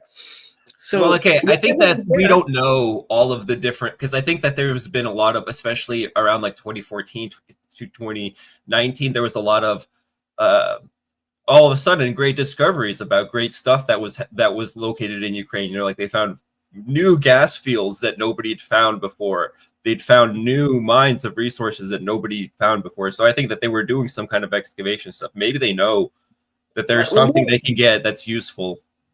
But sure, but Bradley, those minerals we are talking about, they exist in a very in the ore, when they find a place that it has more viability to be explored. This is ore which percentage of those minerals is extremely low. It's like 0.002 or things like that. This is extremely expensive and very hard to to extract and is very polluting. So do it with Ukrainian, pollute Ukraine, underpay the Ukrainians, and then take the refined materials and make your lithium-ion batteries out of them, like we do to Ecuador. Sure, my point is just that the real things we know that exist in Ukraine, they exist everywhere in the world in big quantities as well. There is nothing very, very special. Perhaps there is some kind of iron ore where they have 15 to 25% of iron on that ore. That's very unusual. That's true.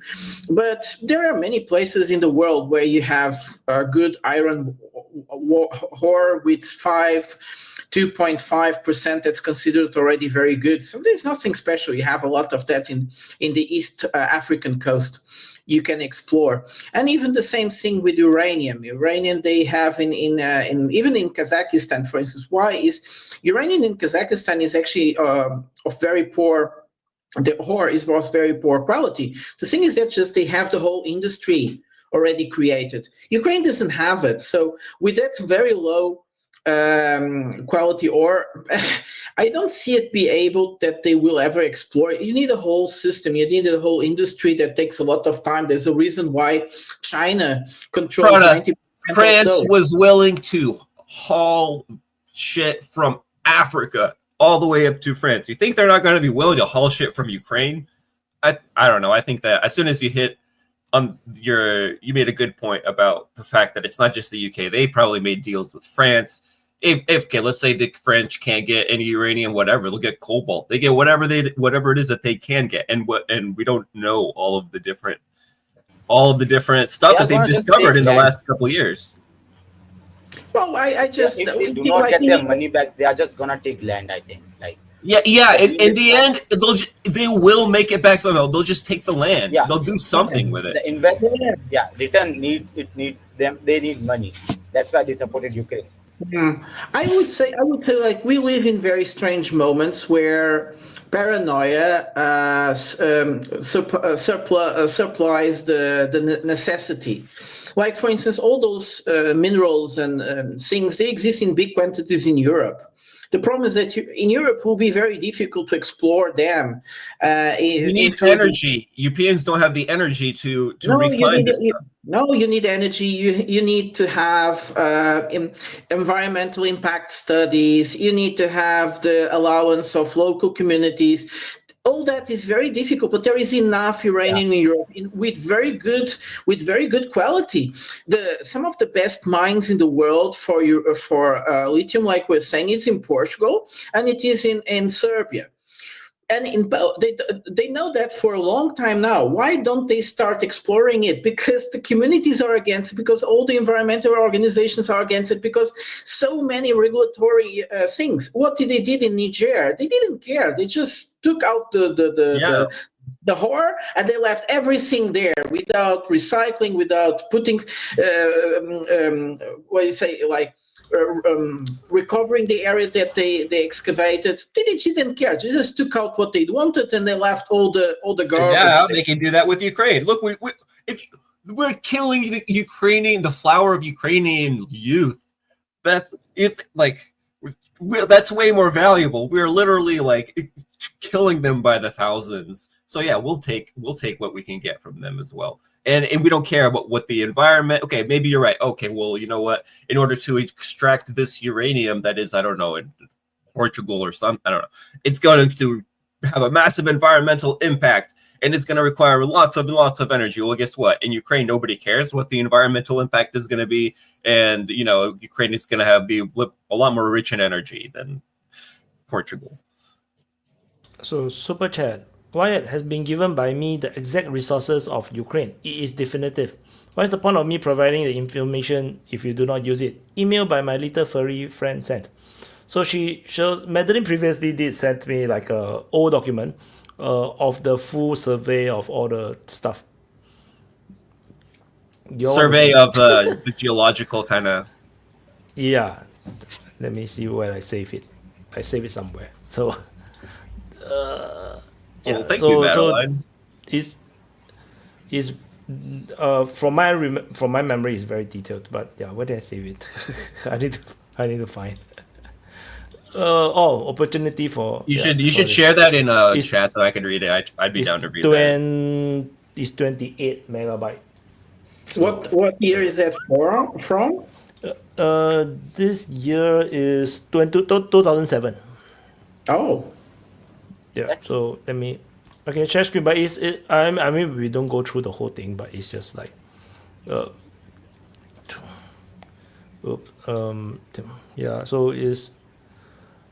So they basically have already like well, have something this American. It makes it assessment. very- Yeah, it's a lot. It's very long. Yeah.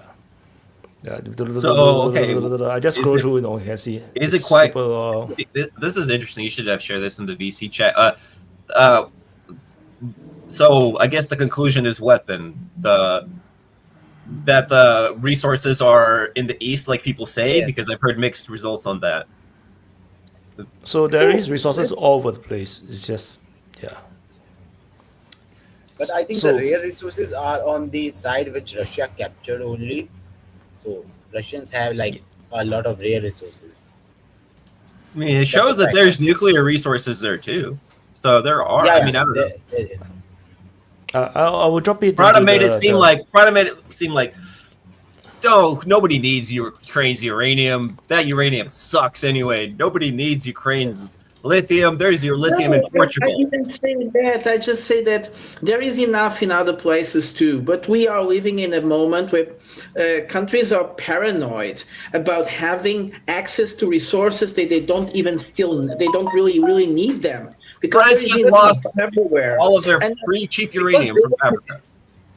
And there is Well, they this thing don't about, even- there's this thing about lithium, and you see it's there is a lot of lithium if they want to find it, and the mines in Argentina actually came from water. Subterranean water lakes. They are still the best ones there is in the world. Then they are far from being extinct, over. So there is enough, but we see this paranoia from the European Union, from the United States, real like running to get the grab of everything like this was theirs. And that's this. If I allowed to call this neocolonialism, please do. But that's what the U.S. did. The U.S. with this deal, they kind of paranoidly asserted that they have a preference over these things. Part of what if it's not paranoia? What if the uranium, let's say, or this lithium that you're talking about in Portugal is already spoken for? It already is the property of somebody. What if the lithium in Ukraine, it's still up for debate? If the people that are currently own it are even going to be alive by the time that we get to that lithium? Bradley, I think you're just. I'm just asking. I don't know. This is not something I'm knowledgeable about. So this is what I'm asking you. I don't think that was my point. My point was just that certain international actors are behaving paranoidally about resources that exist still enough. And I think we had a very good panelist that many times made us remember us. You're going to say Kerhu? Yeah, so that several times remembered us that what we think that is the technology of the future, it will become a technology of the past very fast. So we think that lithium is the saver gold of the future, when we actually know that they're already developing other technologies which don't involve lithium, and lithium which is a very polluting element, will actually be the one that will be left behind. And they are all paranoid, trying to get lithium in everywhere and making deals and so on. Go on, sorry, why? So I just want to read the super chat. It's on my profile for people. Share that link. So I find the link too long. I cannot put it in the chat. So actually, for if you want to see that document, it's actually 28 megabyte thick. You can go to the DPA forum. I put it in the office. So it's in my office in the DPA forum. Awesome. Why I'm so blur? I'm so blur. Okay. Okay, I wanted to say that the Prata said that countries are paranoid. I think I agree with them. Let's say you said that there is a mine in Portugal. Well, it is not a French mine. It is not the mine of Germany or Britain. So every country wants to have their own resources for their own safety. And the problem with Europe is that it is divided in so many parts that everyone wants to go and grab something. So UK doesn't care about Poland or Romania when they are supporting Ukraine. They care about themselves. That's why they are supporting. And if Poland and Romania supports them, then they have more supporters. So it is easier for them to continue the war. But they don't care when they are going to make a deal. They are going to care about Romania. I remember they had a emergency meeting after Trump kicked the Zelensky out. They didn't call Romania or the whatever the three Baltic states for the meeting, and they were angry. Like, why did you not call us when you were having this meeting? Because these countries are not powerful enough. So no one cares about them. But everyone wants to have like UK, France, Germany, these powerful countries. They just want to use the resources of Ukraine. That's why they are fighting the war. And I think I agree with them. If there is a country which is letting you do what you want with them, why won't you do that? If you do not do that, then you are just stupid. I think that, like, Yeah, if and Ukrainians are dying, and they are willingly dying, like, let's be honest, it's not like you are forcing them. People are going and dying for their country, but they do not see that other people are just gonna take the land and all the resources. Like, it is gonna be divided. Ukraine will not have anything. Like, they got a really good deal. I say that on record that they got really good deal because of Trump. If Biden was there and war would have continued, and if Biden administration war would have stopped, Ukraine would have been stripped of everything. Like, I assure you, Biden would have made sure that they have all the resources, all the reconstruction goes to the American companies, all the defense, everything goes to American. Like, Europe would have gotten all the scraps left. Like, Ukraine would have nothing, other than they were only laborers there. Like, yeah, they like would become a every 4,000. every deal that the Ukrainians have not made with the Russians has resulted in a much worse deal along the road. And the thing is that the following deal is much worse again, and this keeps happening every freaking time, right? So initially, if they actually signed the an economic partnership agreement with the Russians, right? Why? Because it was a better deal for corrupt Ukrainian oligarchs than the EU partnership, right? And then after they didn't hold up that, like, after the Banderites basically had their own plans and they overthrew Yanukovych despite all the agreements that had been made, the next deal was already worse. They had already lost Crimea. The deal after that was even worse. They had lost at least sovereignty, or the Donetsk and Lugansk would have had some measure of autonomy, right?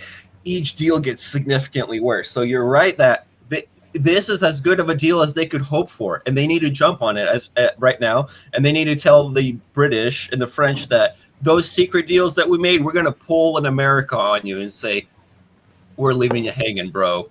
I know that we said that we were going to have a partnership for as long as it takes, but actually we had a partnership for as long as it was convenient. So you know what? New deal, the old deal, but new number, who this? And we sign make this like even as it is, it'll be a hard sell for Ukraine, right? Even right now, it'll be a hard sell for Ukraine.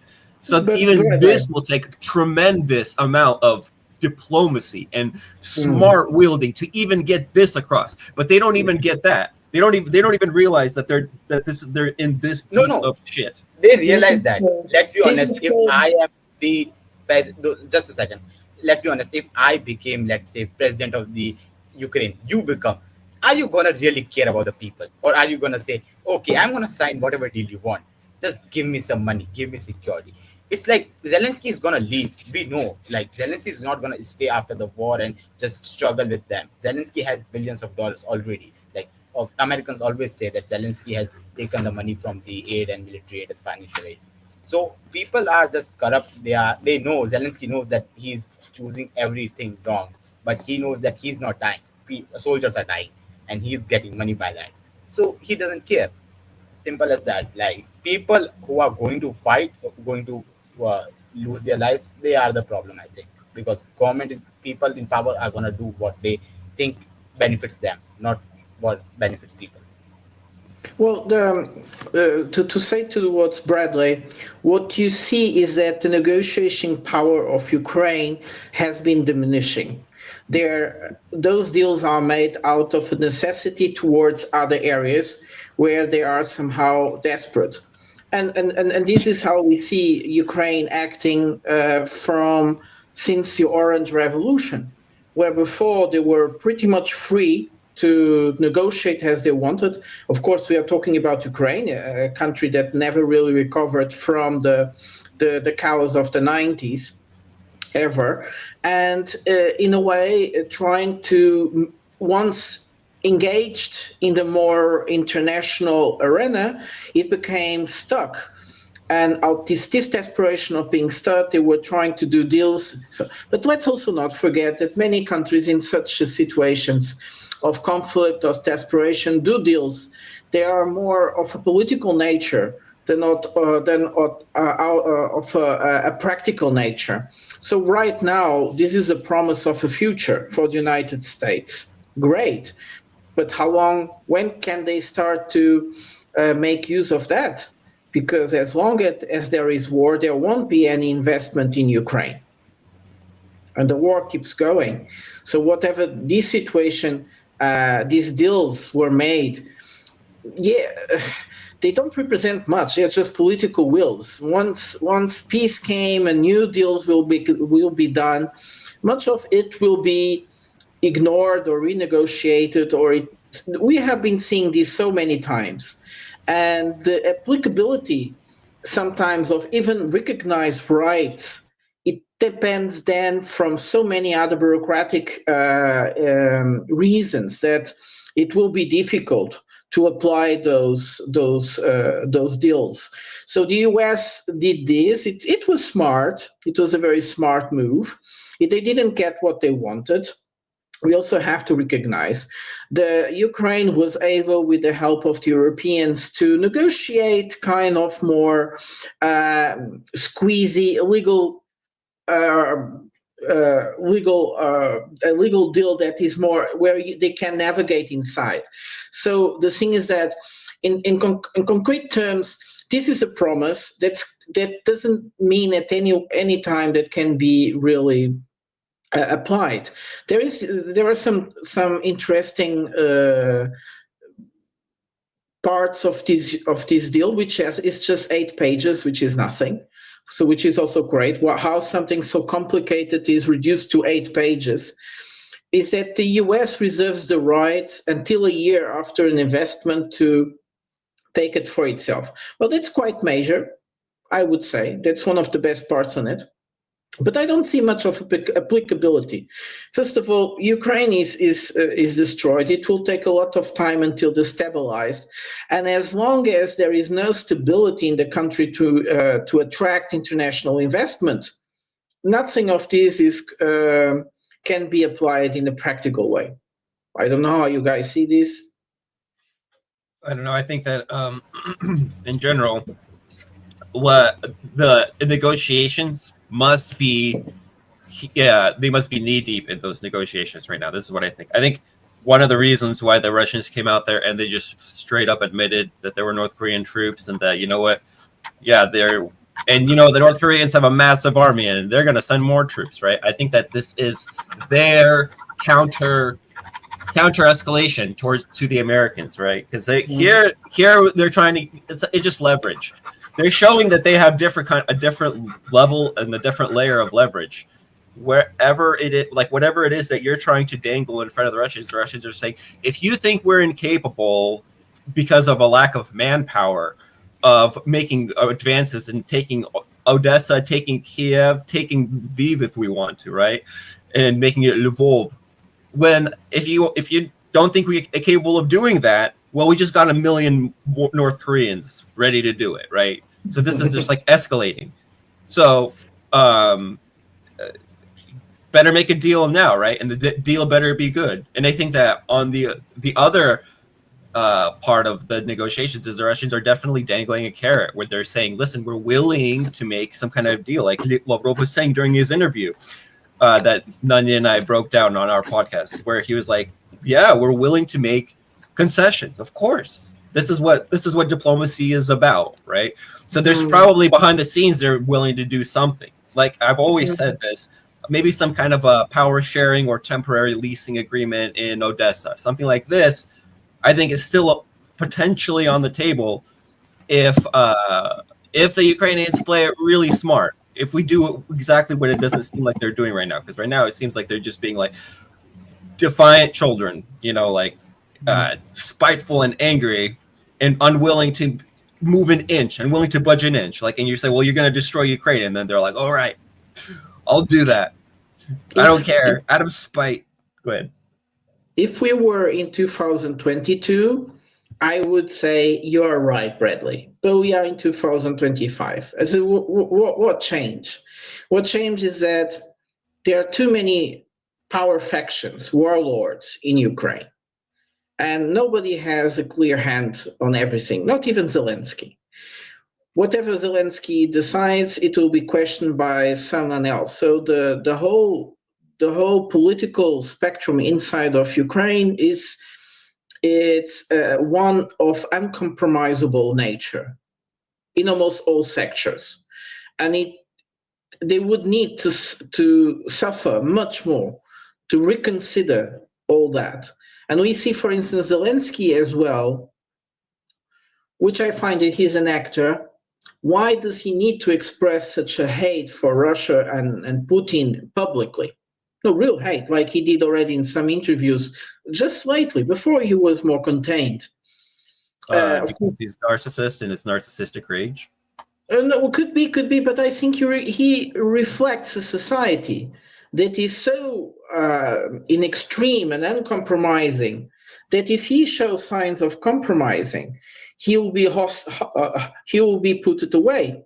And we know that the moment that he leaves the power, someone will take care of him in one way or another. But this is not the person that can just walk away. After all he knows and whatever he does, someone will come for him. And and many things he did, someone will come for him. So in that sense, I think that there is no environment for compromise in Ukraine, not now. The only solution is what nobody wants, which is a capitulation, but that's almost the only solution. It's the thing is, Danya and I discussed this before too, where it's that tiny Banderite minority who have risen to meteoric status. They're the elites of Ukraine. They get $500,000 apartments in the center of the city. There's people out there getting bombed by FPV drones that are scared to death, clutching a manufactured in the 1960s AK-74 or whatever, AK-47 rifle, whatever it is, some outdated, equipment. And those guys are not those Banderites, So as soon the real thing that they don't like, right, is the denazification part. I think it's not even necessarily the territorial integrity stuff. It's the denazification. The denazification is saying we are going to completely uproot this anti-Russia Project Ukraine. This Project Ukraine identity originating in the West that identifies themselves with fascist movements, right? That are like they live and breathe fuck Russia. That's like their whole thing. So we're going to get rid of those guys. Those guys, we're going to find them. We're going to make them responsible for their crimes. And if most people don't know this, right? But I mean, I've been watching that region for my whole entire life, right? The Banderites, they would be doing shit like, like straight up mob violence, right? Targeting somebody like I remember, like there was some guy that was wearing a T-shirt that had like a hammer and sickle on it. So like some Banderites freaking literally abducted this dude, like beat the shit out of him, broke his hands, like pissed on him, kicked the shit out of him, like broke a bunch of his other bones. And then like they knew who it was that did it. And were totally released from jail the next day. Nothing ever happened to them. They never even paid a fine, right? This movement has been nurtured. This violence has been nurtured. These people have been treated in a special way. They've been allowed to be violent against the Russians because F Russia. They've been allowed to do that. So this and they needed these violent Russophobes when the war broke out in 2014. During the counter-terrorist operation, the Ukrainians sent, the AFU, and the AFU refused to shoot at, Ukrainian civilians who were there and peacefully talking to them, and they were like eating together and stuff, right? And so they're like, this is never going to work. Who will shoot at these unarmed civilians? It will be those Banderites that we had nurtured all this time, right? It's like we've always done this. How are we going to find an extremist that's going to try to overturn his country, kill his neighbor, burn everything to the ground in the name of something crazy? You gotta have to find a crazy person. You go to somewhere in the Middle East and you find some crazy person. You go somewhere in Ukraine and you find some crazy people, right? Those are the ones. And so these guys are going to lose that privileged status. They're going to have to. There's going to be a war. They're going to have to answer for their war crimes. My personal opinion is, of course, no way. They're going to get saved. They're going to do it just like we did with a fascist in Ukraine before, where they're going to transfer them to Canada and everybody's going to shut up about it. And we're going to save them again because we're always going to be on a fuck Russia path. But sorry, I guess go ahead. Well, first of all, these groups, which we describe more or less very well, but the thing is their origin. And their origin is on the hooligan movement, which many people forget. They are connected with the hooligan movement, with football and so on, and the oligarchs financing those football clubs, which somehow represented the fight between the different oligarchs in trying to have access to the resources of the central government and so on, and mediating power and so on. And in this, we also know that the hooligan movement came especially from the United Kingdom. They started it and controlled it very well. We also know that these neo-Nazi groups in Ukraine are interconnected with other hooligan movements in Europe. And the thing is that hooligan movements, if you pay attention, in every country where they exist, they are intimately related to police and security forces from the very first beginning. Why is that? It's difficult to explain, but somehow we would need to go to a much deeper critique about the nature of the masculinity in the modern society, why this can be used and manipulated in such a way. But the problem is, Bradley, is that hooligan movements is very interconnected with the political power, informal political power, in order to achieve goals, and as I said, with the security forces. And in that sense, I find it very difficult that once the war is over, that these people will be called to responsibility for whatever they did, because after 2014, there was many international inquiries about all that. We have a lot of reports from the United Nations about all the horrible things they did, especially after the end of the war. Yeah, and nobody did anything against them. They maximum once exposed by those international reports, there were some hearings and that was it. Nobody did anything about Odessa, although now finally the Human Rights Court in Geneva was able to give some reports. But now this is too much intimate connected with that society. So just a civil war could come to that. And I find it very difficult because the whole society somehow see these people as heroes of their new invented nationality. Yeah, well, it took decades of brainwashing to get them there. And you know what the Russians are saying now? The Russians are saying that this is what the Banderites are scared of. This is what the Russians are openly talking about in Russian media, right? And it took decades for them to get there. Think about how it's going to take decades for us to brainwash them back, unbrainwash them, or brainwash them the other way, right? So the Russians are taking a long view on this. All the hard work that you guys did, rewriting World War II, all the hard work that you guys did, renaming all these streets. Hey, what's up, Maddie? Long time no see. All of this hard freaking work that you did of constructing an alternative Ukrainian anti-Russian society. The Russians are taking the long view about what is it going to take to pull this weed out by the roots, right? And it's a scary thought to them. That's existential. That is decades and decades, right? Of that's us. This is our movement, and they're going to, it's not just take us out, right? They're going to try to unbrainwash the society. They're going to try to re-Russify, you could say, in the way that they would think, re-Russify Ukraine. And that's what denazification means to them. And we're going to be the bad guys. We're going to be the shit stains in Ukrainian society that we actually are and deserve to be.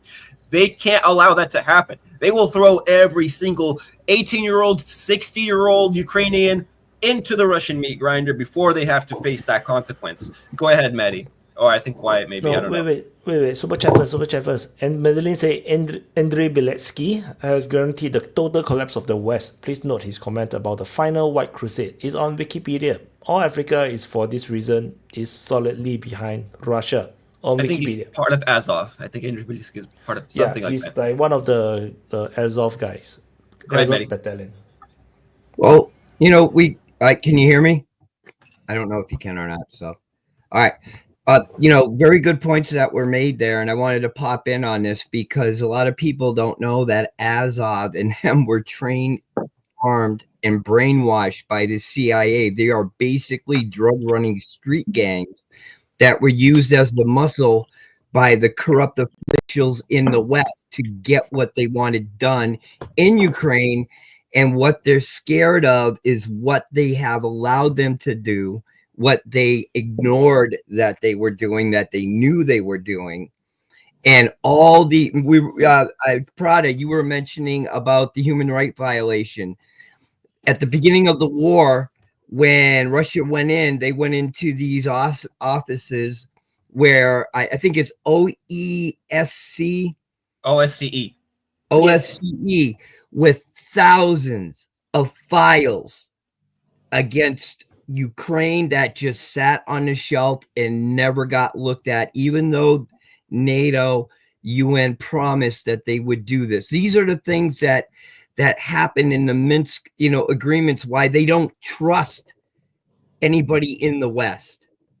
There's so much to answer for that these fools, the corruption that these people used and abused the Ukrainian population for is the reason why this war continues, because like was said, they don't want to face the ultimate justice they deserve, and they're trying to avoid it any way they can, and they'll just drag this on for as long as they can until they have to flee. I really don't see, we all look at it. You can see where it's going. All it is costing more lives. Why such a push for this to happening, especially in the United States and stuff, when it's miles, it's across an Atlantic Ocean.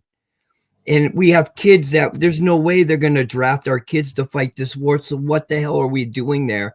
Second of all, wasn't Congress the only one that was supposed to be able to declare war? So we also see that our system is broken, and how do we prevent this from happening again is another question. And I think it's a really serious question that we have to answer, and I'll stop there.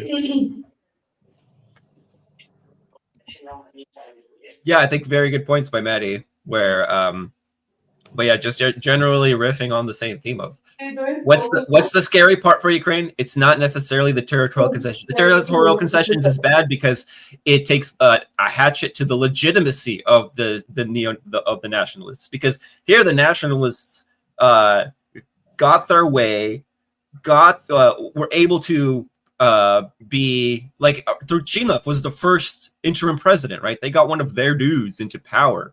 So the nationalists got their way. They dragged the country along with them on this journey to make things better and to make Ukraine great and strong and blah, blah, blah, right? And you know what's happened in this process? Your dad probably died. Your brother might have died. Your uncle might have died. And on top of that, they lost territory. On top of that, things are destroyed. They are poorer. They have the deals that they could have made with Russia. They have to sign a worse deal with Russia. This entire time where people are saying, what are you idiots doing? Where are you driving the van? Stop, right? They were saying, no, I know what I'm doing. And now they realize they're in deep shit and they don't want to have to deal with that crap. So it's even other things like the territorial concessions. I think that comes down to the denazification. I find the territorial concessions by itself one of the points where Ukraine always has the upper hand. It's very difficult in the actual international law and the rules that we have, how we rule the international world. It's very difficult to achieve territorial concessions without the complete approval of both sides. So China is one of the best well-known, has been achieving territorial concessions by almost all its neighbors, including Russia, quietly. But the thing is that in international terms, if you do that, you create normally lines of, like in India. Well, Agudesh just left, but we are just creating a kind of non-recognized frontiers, borders, like exist in Kashmir and so many other parts of the world. And these are very problematic areas in a way, because it is difficult for countries to recognize those lines. You see, it's very difficult for countries to recognize those lines, as long as the country that is recognized as having the territorial right over a certain area doesn't recognize it like the new border. And Ukraine will use that to their own interest for as long as they want.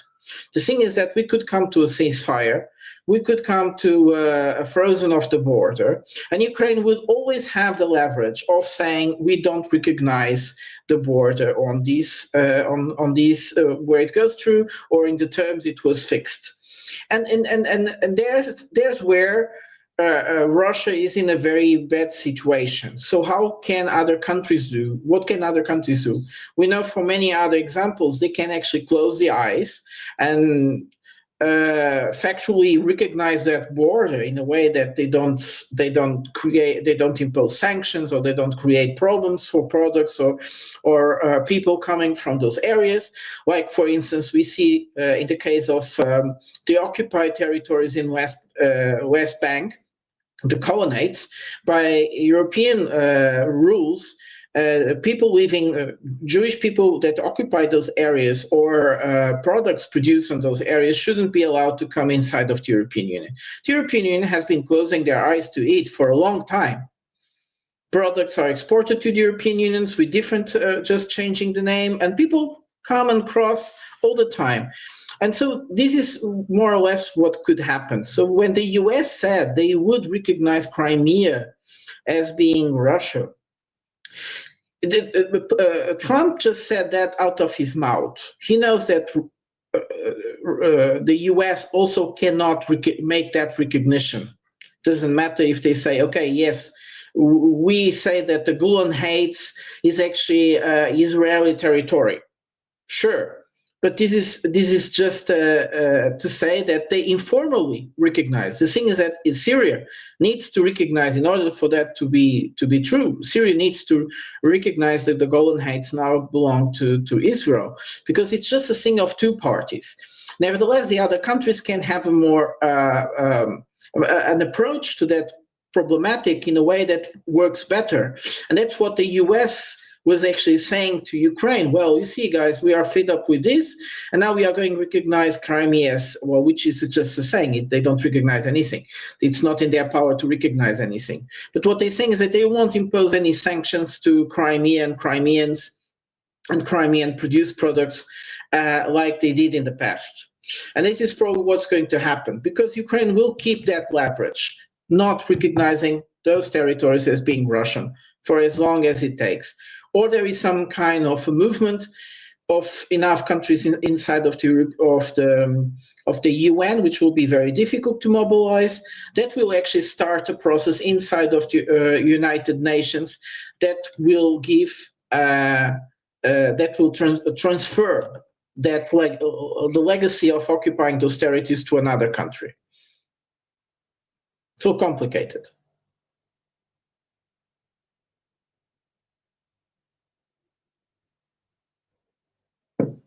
So, Sorry. do you want to change topic?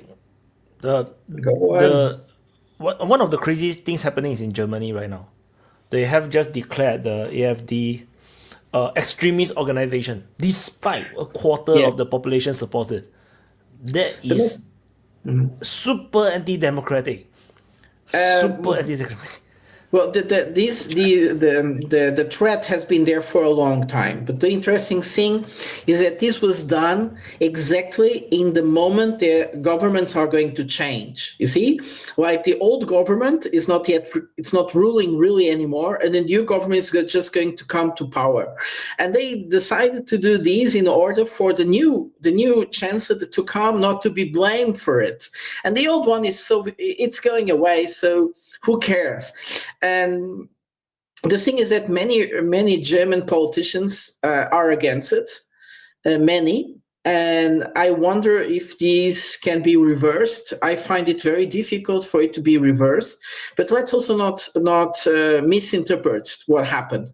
What happened was just that the Secret Service of Germany stabilized the AfD as an extremist party. This is not illegalization of the party. It was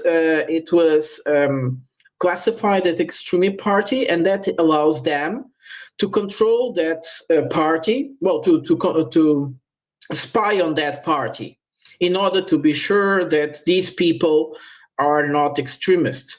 The really big problem will be for everybody that works in the government that is affiliated to AfD. They will be spied upon or be arrested or bullied until they left the government. So this is a really political prosecution, and it's amazing how it's being done. I don't think they will have the guts to illegalize AfD, but at this moment it was a big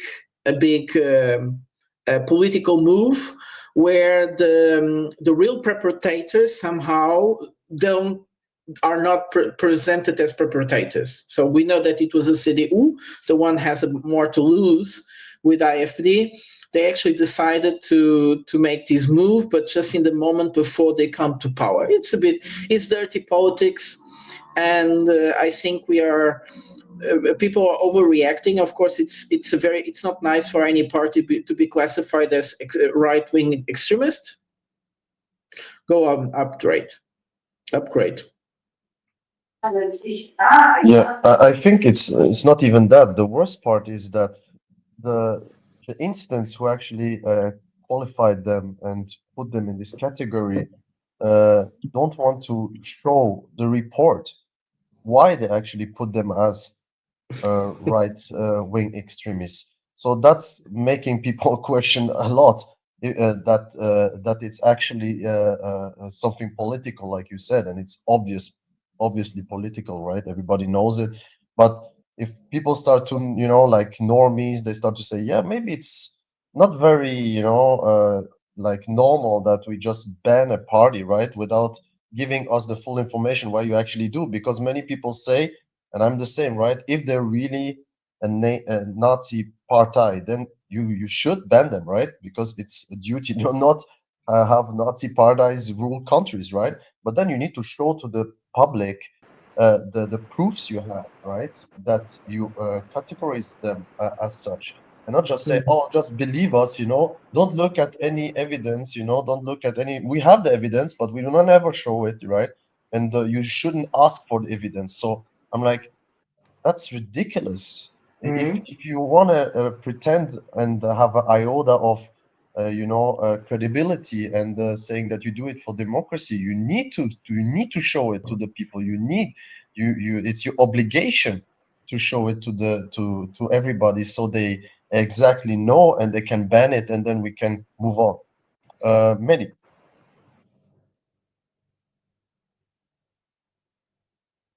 You muted, Yeah, Mehdi. Oh, There we go. Old man will get it right someday. Now I forgot what I was going to say.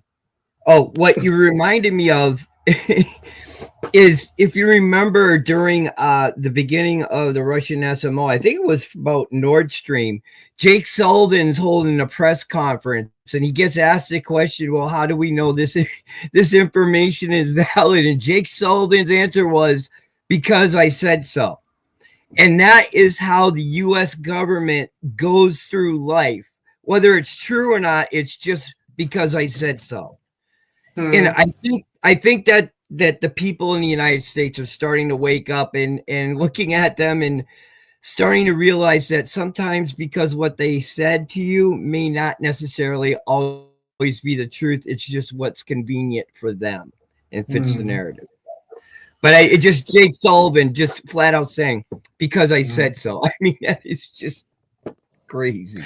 My interpretation is that what the future Chancellor Merz is proposing to do and achieve, it will be so difficult. It will impose so much dirty games inside of the administration in order to even go near to whatever he wants to do, that what he did was, to the most vocal opposition party, the most anti-establishment party, try to expel everybody that's in the administration in order for them not to expose, not to leak that information to the public. Because that's where they really are going to. It's towards all the officials. They are members of that party and now are considered to be under surveillance. They are going to spy on those people 24 hours. Their telephones will be heard. They don't need any allowance from or court judgment for that. They can do now that because these people have been classified as extremists, and then they can be listened to and so on. So they will pressure these people to voluntarily leave the government. And that's their point. And I find it's really dirty game. I think there might be some, like Upgrade was saying, it's too much. It was the move was too much. It was made too fast, too inconsequential, too not prepared enough. And there might be a decision from a upper court that will annulate this categorization. I'm not sure that is possible, but there is a lot of movement from people from other parties who say this has gone too far. This is not democracy. This is not the minority party that has 2 or 3% on the election, on the votes, on the election results. This is a party that represents more or less almost 25% of the population. This is ridiculous. Go on, Upgrade.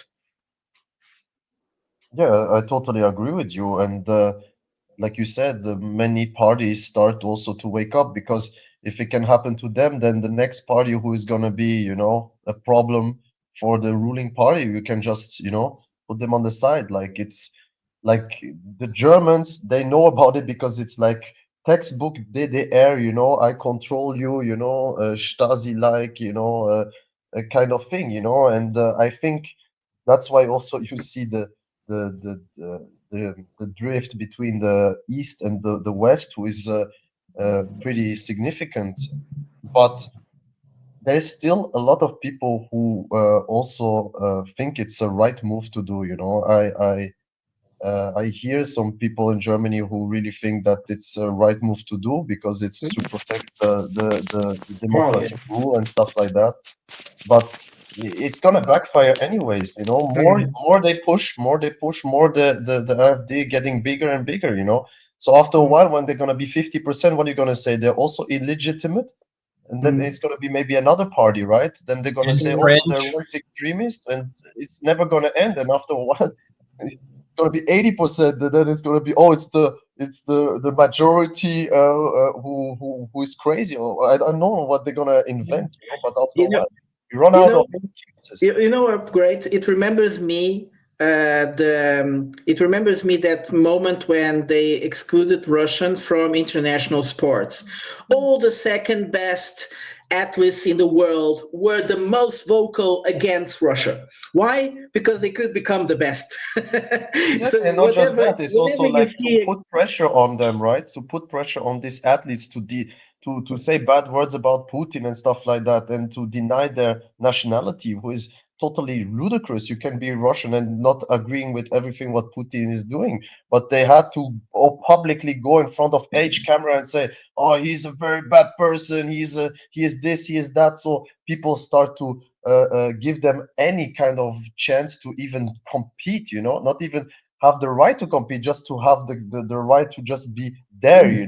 So it's But I always was talking backfiring this about kind the of stuff. second best. I was talking about the second best of other countries. Oh yeah, okay, yeah. Those were the ones that were more vocal against Russia participating in international competition, because then they could become probabilistically the best ones. And we saw this with many very good athletes from other countries being really anti-Russian, because that just rose their probability of getting a gold medal. It's sad. And we see that in German politicians as well. But I think there are many good intentional German politicians who said we went too far. This is not how politics should be done in a democracy. Hey, Nanya. So just there's a super chat by Mr. Siamese Cat. So he emailed me what he want to say because it will get censored on YouTube because he can't send it. And I also thinking how to phrase it, because I think you'll get the channel killed if I know. So so what he's saying that the Christchurch shooter is actually trained by the Azov, or at least maybe related to Azov. So I have read the report from the Royal Commission of New Zealand. So apparently, if I didn't see wrong, I think he actually traveled in the Eastern Europe quite a bit. And he also randomly mentioned to his friends and family, or at least friends, after he running out of money, saying that he might move to Ukraine. So yeah, because I cannot just read what he said and take it as truth. So I link a bit of what I read. I research a bit further. So yeah, but I also not sure. So I don't want to say his name out. You know, Christchurch shooter. That's the guy. So you Google yourself. I'm not sure. How touchy is this topic. So I don't want to just risk it. And then got the whole channel terminated. Yeah. So you guys can continue. I think Vojin. Hey guys, can you hear me? I'm having Yes, trouble Voyin, with my sorry, not Vojin, Voyin. audio. Voyin, yeah. Thanks. Well, after 2 years, you remembered. Great.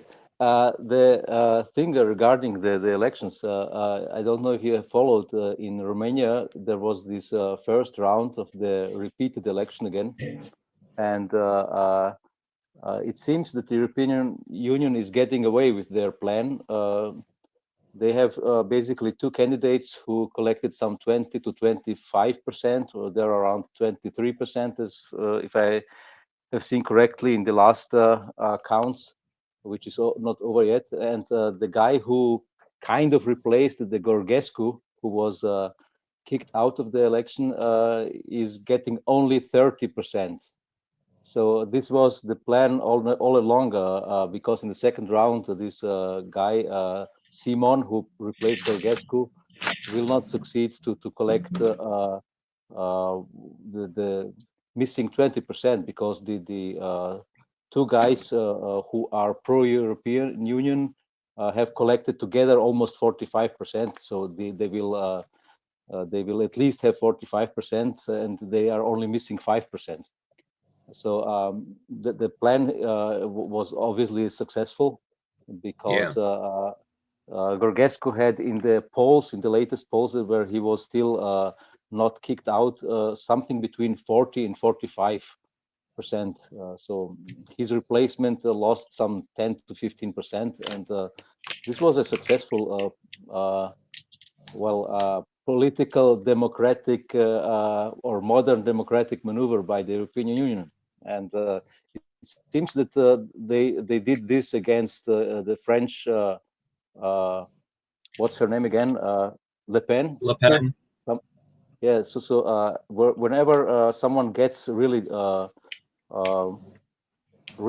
into position to win in the elections, they have the institutions, and they We can. were just discussing the AFD too. So They tried to Exactly, do it in Italy. If we remember, in Italy, they tried to convince the president not to let Meloni become yeah. the prime minister. So it's Yeah, but the AfD is still not yet there yet. They have only 25%. They're maybe getting 30%, but they're still not yet in the position where they can win the government, and so they will not be forbidden, at least for the next one or two elections, because they can't collect 50%.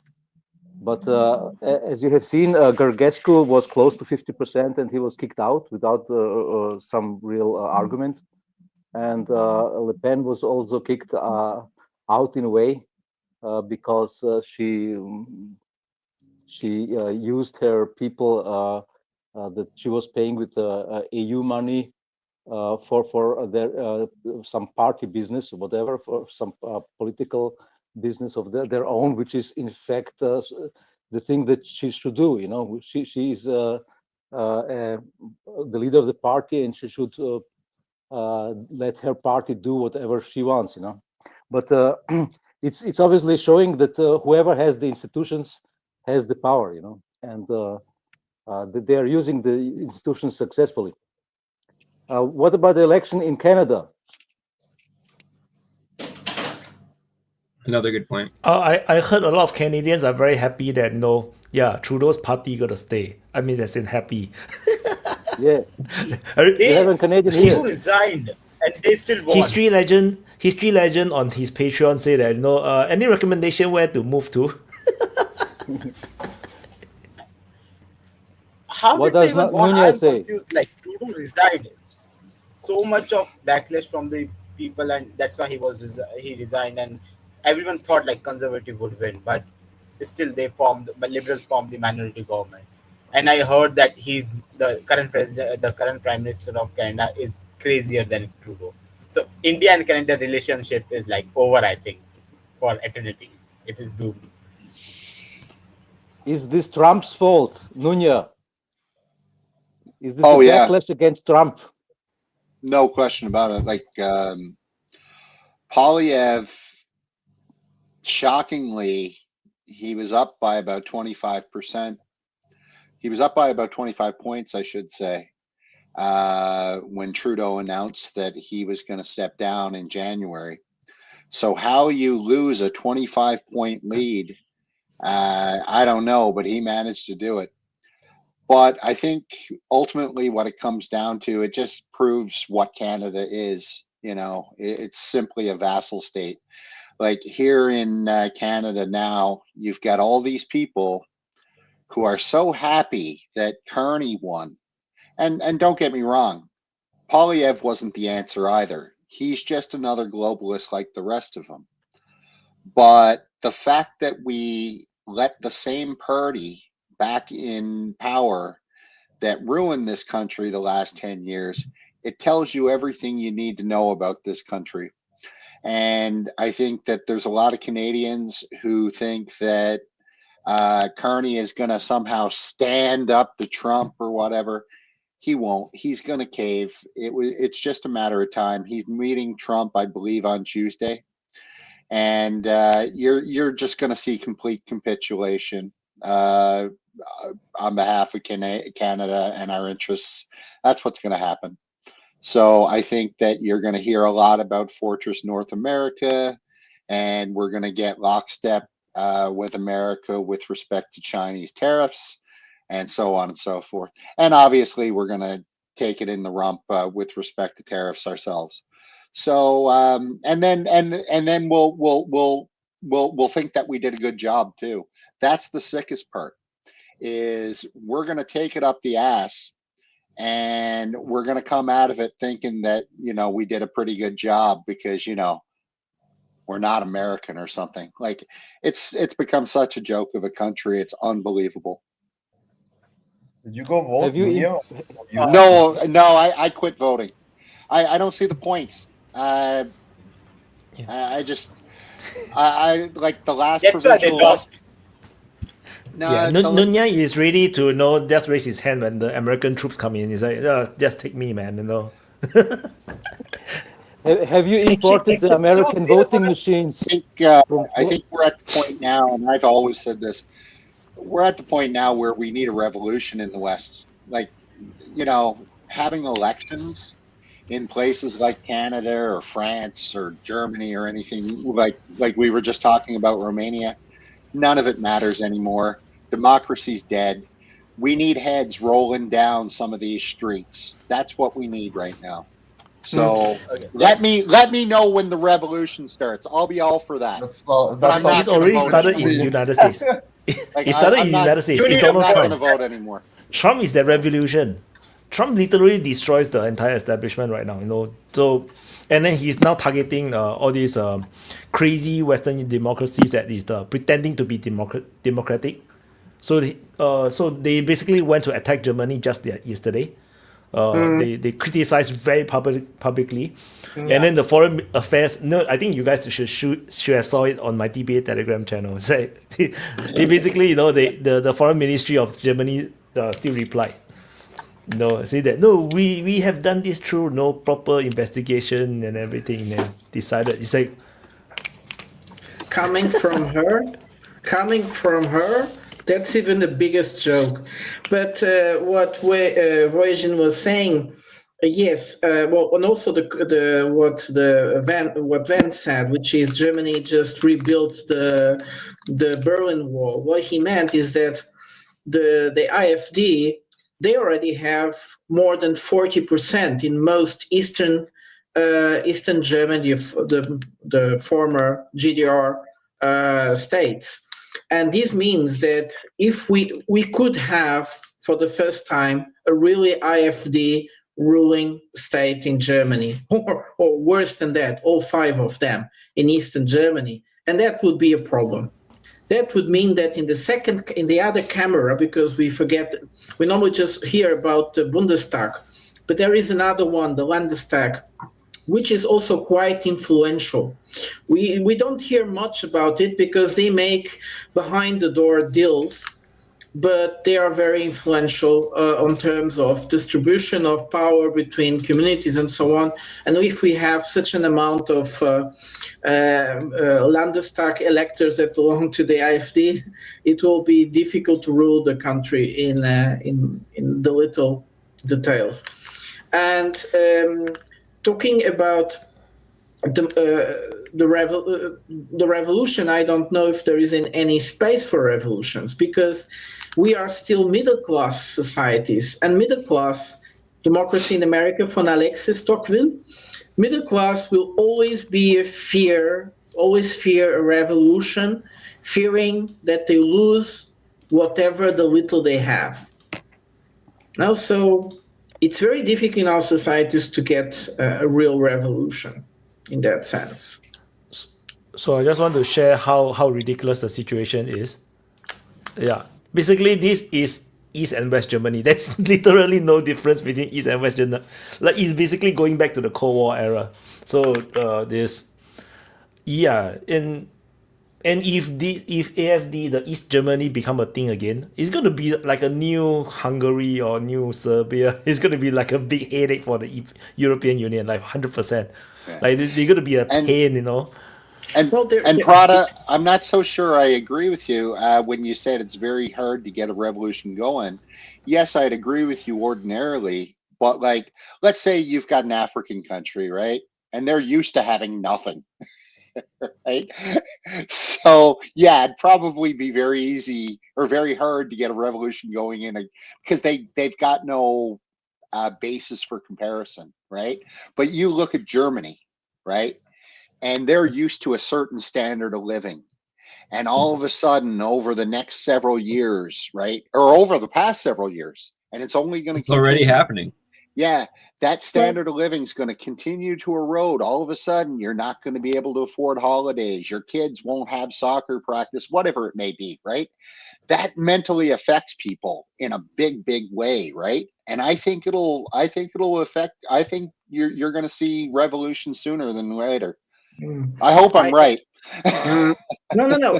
Very short. I will give you. I think Upgrade's been trying to speak for like a very while. short, I will give you some 3 ways that this might happen. Will destroy the middle class completely. One of them, the security funds, the social security funds in most European countries are empty. This happened mostly due to the Ukrainian refugees, paying them support for all these 3 years. They never expected to last so long. Third, the collapse of a monetary union like the euro, that will definitely bring a revolution to us. And the collapse of the security feeling in a country like in Portugal, where suddenly everybody feels that it's unsafe to walk in the streets, and is producing really change of minds. So sometimes there are things, I give you to Nuno, sometimes there are things where the middle class is so afraid of losing the last thing that still makes them middle class, then they could react, because we had that also in the past, like the May the 68 May revolutions all over Europe and so on. So that this could happen, yeah. I'm not sure if it's Upgrade or Voyaging. Can you guys help me? I think it's Upgrade next.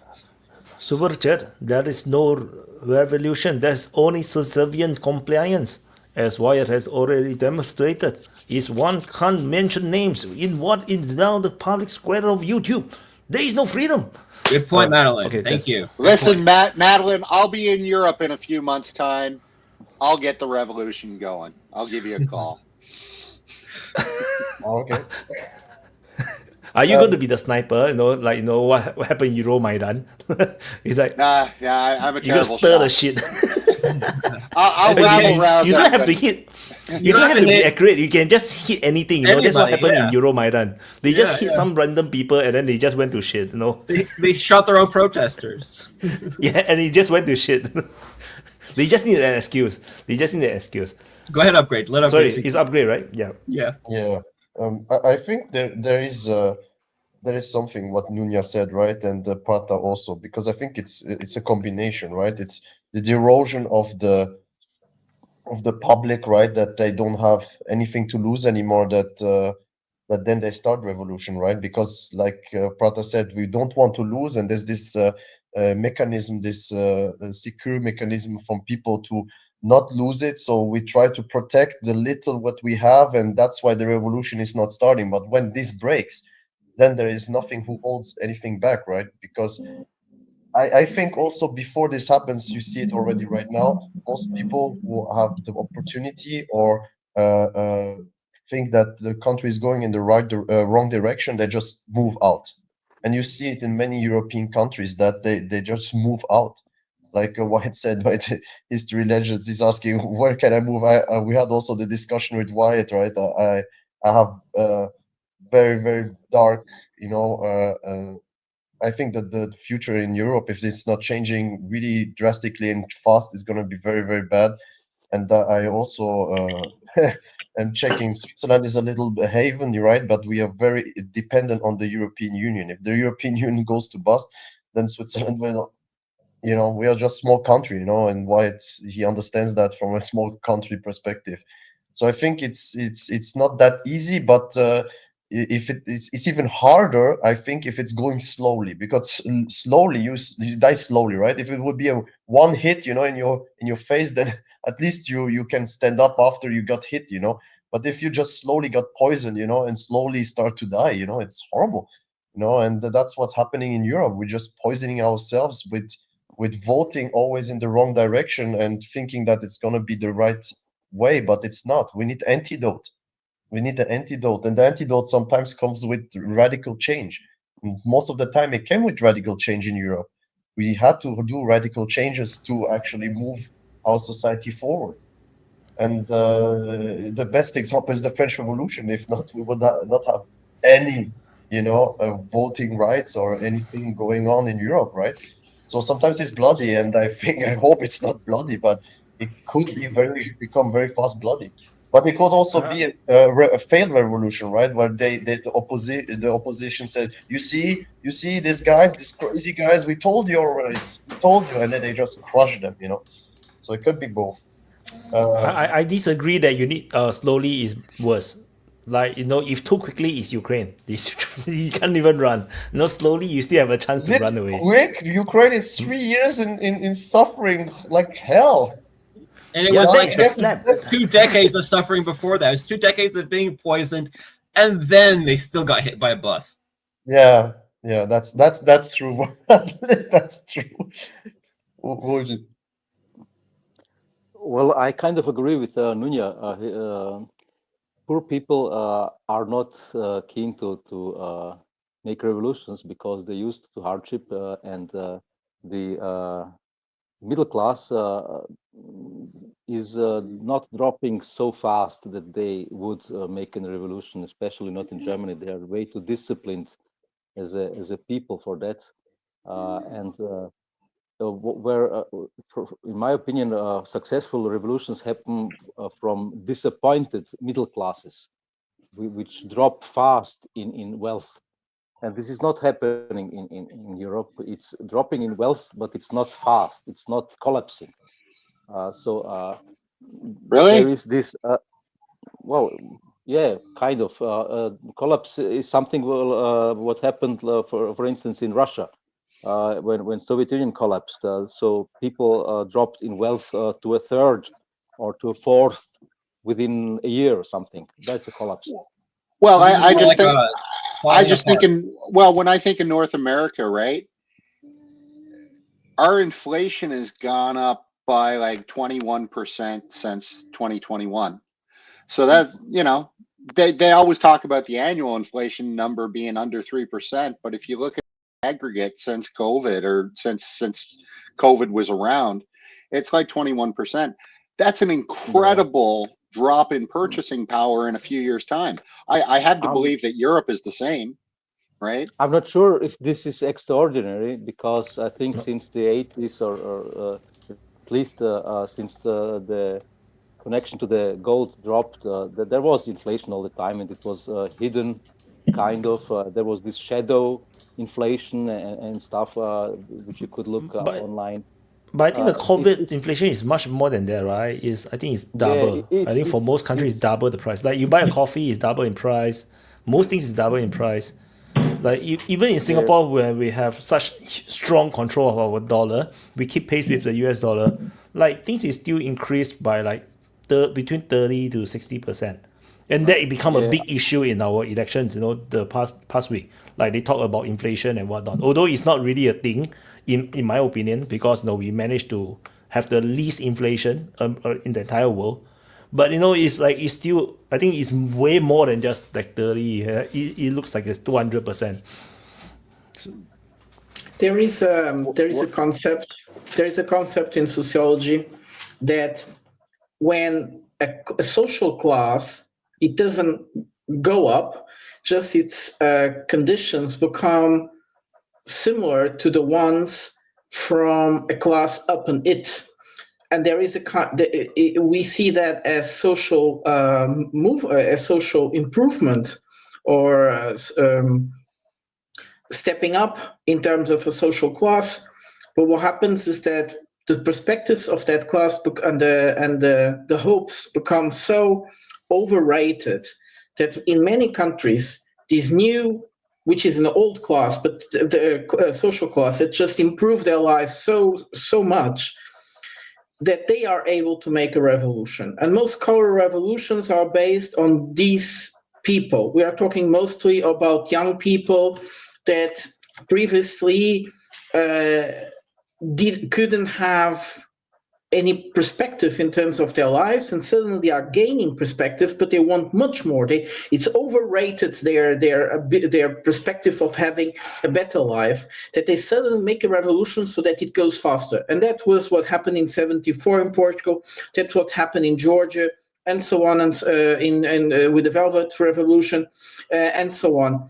So this is one of the reasons why many times a revolution happens. The other one, which is very interesting, is a conservative revolution.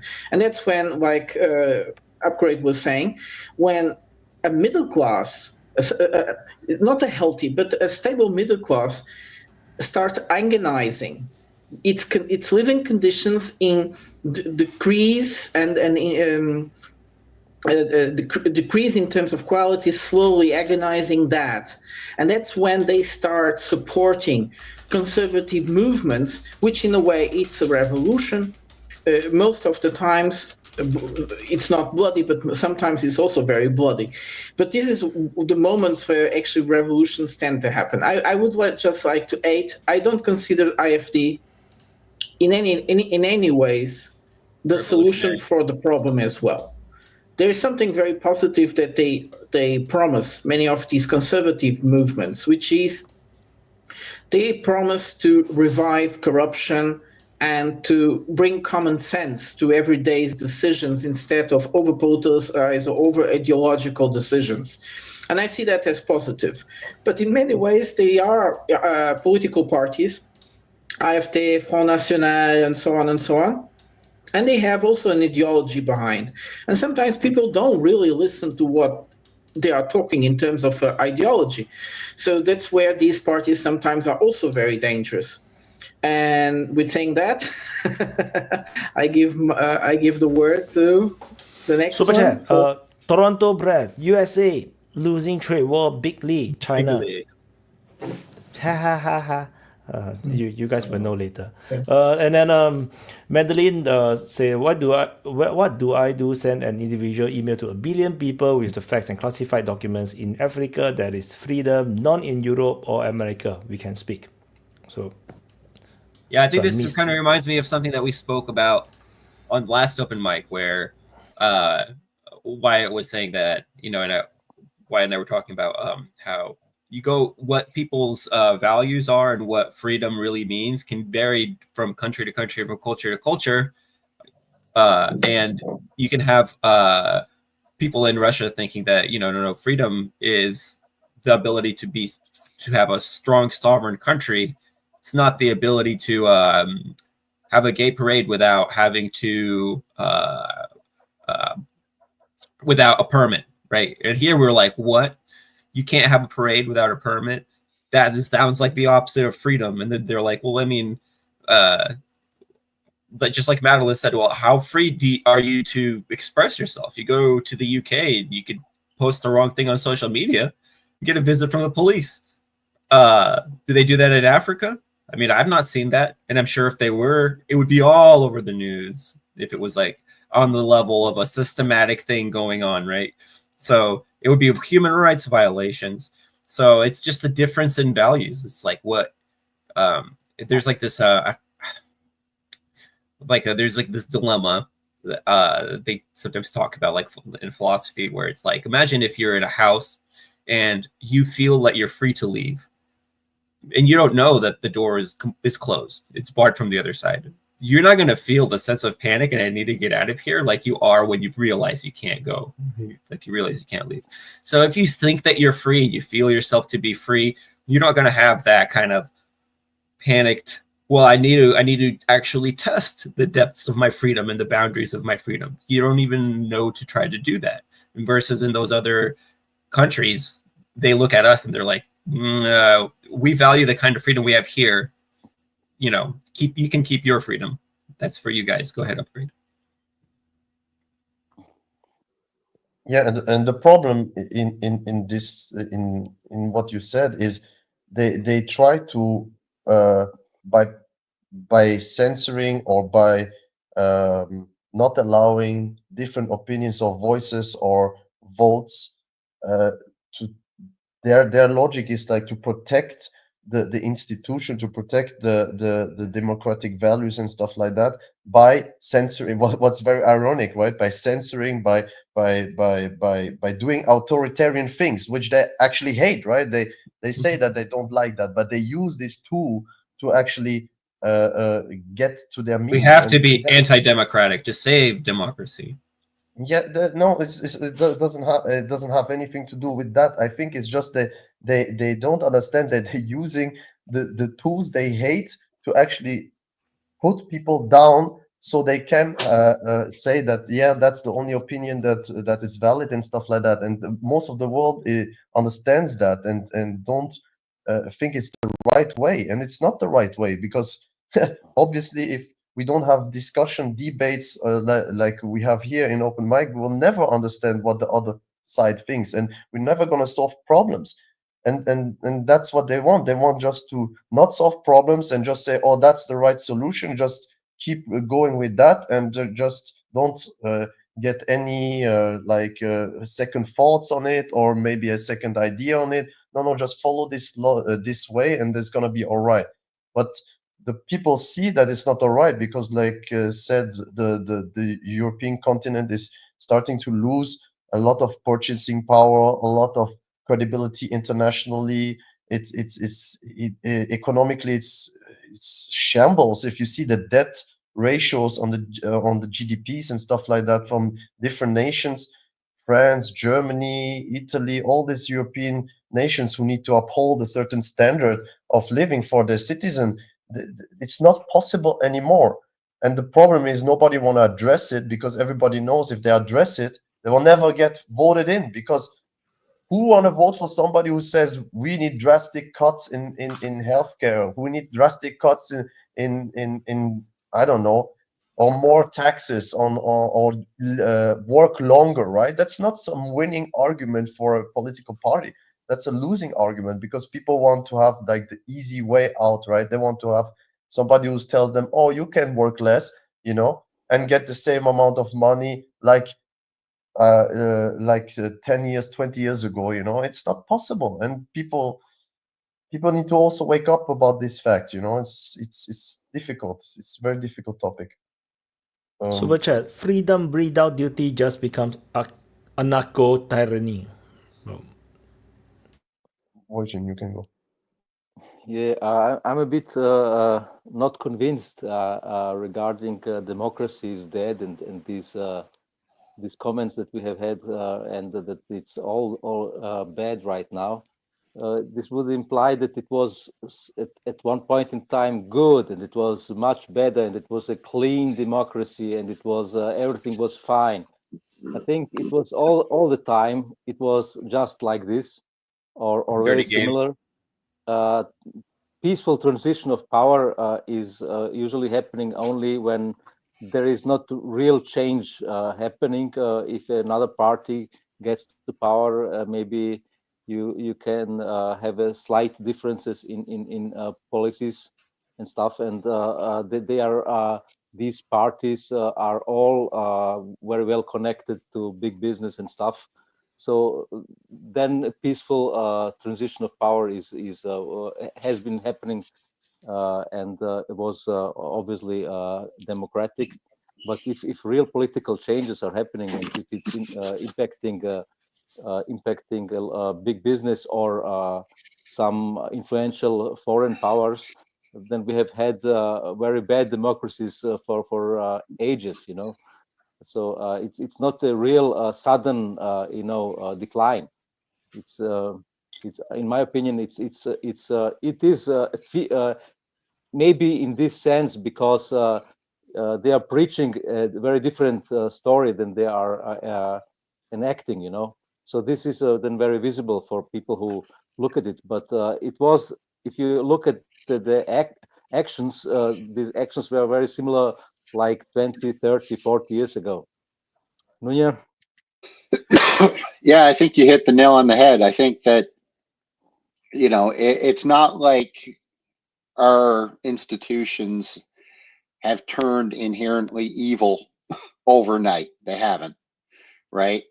The only difference is, I think for most of us here in the West, and I think most of us do live in the West, we benefited from it, frankly. Like, if There was no reason to look under the rug. It was everything was working. You're willing to put up with a lot as long as the economy's doing well, and as long as you've got money in your pocket, as long as you can provide for your family and things like that, you're willing to put up with a lot of nonsense, right? So all of these signs have been around for a long time. And when they were talking to all of us about, our values, it's not like we didn't see them blowing up Yugoslavia, right? Like, it's not like we didn't see them bombing Belgrade. It's not like we didn't see them bombing Libya or Afghanistan or Iraq or, go down the list. But we just turned a blind eye to it until it got to the point where it got too close, right? And now they had to react to Russia, and it didn't work out too well. And frankly, with all the other rising powers over the last 30 years, the Chinas, the Indias, the Indonesias, the Brazils of the world, this was all inevitable. But as Upgrade said, when you're on a 4-year voting cycle, what politician is going to tell the truth? What politician is going to say, you know what? This whole globalization myth that we came up with back in the 1980s, it's not working out that well, and we need to pivot. And it's going to be very painful for a lot of people. And we're going to have to completely change our education system for and our work system and our industrial systems. Like, it's going to be a lot of pain. You're never going to get elected on that platform. And that's exactly what Upgrade is saying. So Trump, by default, he's in because they're out of runway, quite frankly, and they're out of time. So the next 10, 20 years, I think, is going to be pretty brutal. Go ahead, Upgrade. Yeah, I agree with what you said mostly, but like you said, the last point was, yeah, Trump got elected, but he got elected on making America great again, right? So the Sure. people have this thing of thinking of the past and seeing that, oh, it was better in the past. Like you said, when you have the money inside your pocket, the economy is doing great, everybody's happy, right? But when the Right. people start to make mistakes and overpromise and just spend the money like wazoo, and then all of a sudden is saying, oh, okay, we have problems, so we need to increase the taxes. What do you mean increase the taxes? We already have high taxes. They're just the billionaires and the billionaires, right? And then, oh, I become a millionaire. Oh no, that's the billionaires, just the billionaires, right? Not the millionaires, because now I'm a millionaire. So you have this kind of hypocrisy, and the people who work every day stand up, go work, have normal jobs, they pay their taxes, they're doing everything fair, and they see what's happening years after year after year. Every time they vote in somebody who promised them, and they backstab them straight up after they get elected. Obviously, after a while, people gonna be like, fuck this shit. Fuck this shit. We want change, and we want real change. And that's what happened with Trump, right? Trump was real change. He was not establishment. He tried to fight the establishment. He said, go against the swamp, He's trying to get the Doge thing going on, who is, I think, one of the best ideas. You should go against waste and fraud in government. It should be the number one thing, because it's taxpayer money. We all pay in this system. So if somebody's stealing from that system, we should go against them and put them in jail. They shouldn't be able to steal the money which is hard earned by the people, because the people put the money for the state to actually do something with it, right? To maybe build schools, build hospital, build infrastructure. I see you shaking the head, Borja. I don't know what's so controversial about what I'm saying. It's totally normal. I mean, if you think something else, then you can tell me, but I think I'm pretty reasonable in my thinking. Yeah, That's this why is he a got common. elected, and that's why now we have this shift in the American politics compared to the European politics. European politics still lives in the old days, like Nunia said, right, where everybody was controlled, everybody needs to think like this way, don't ask any question, right? We're doing the right way, and everybody sees that it's not the right way.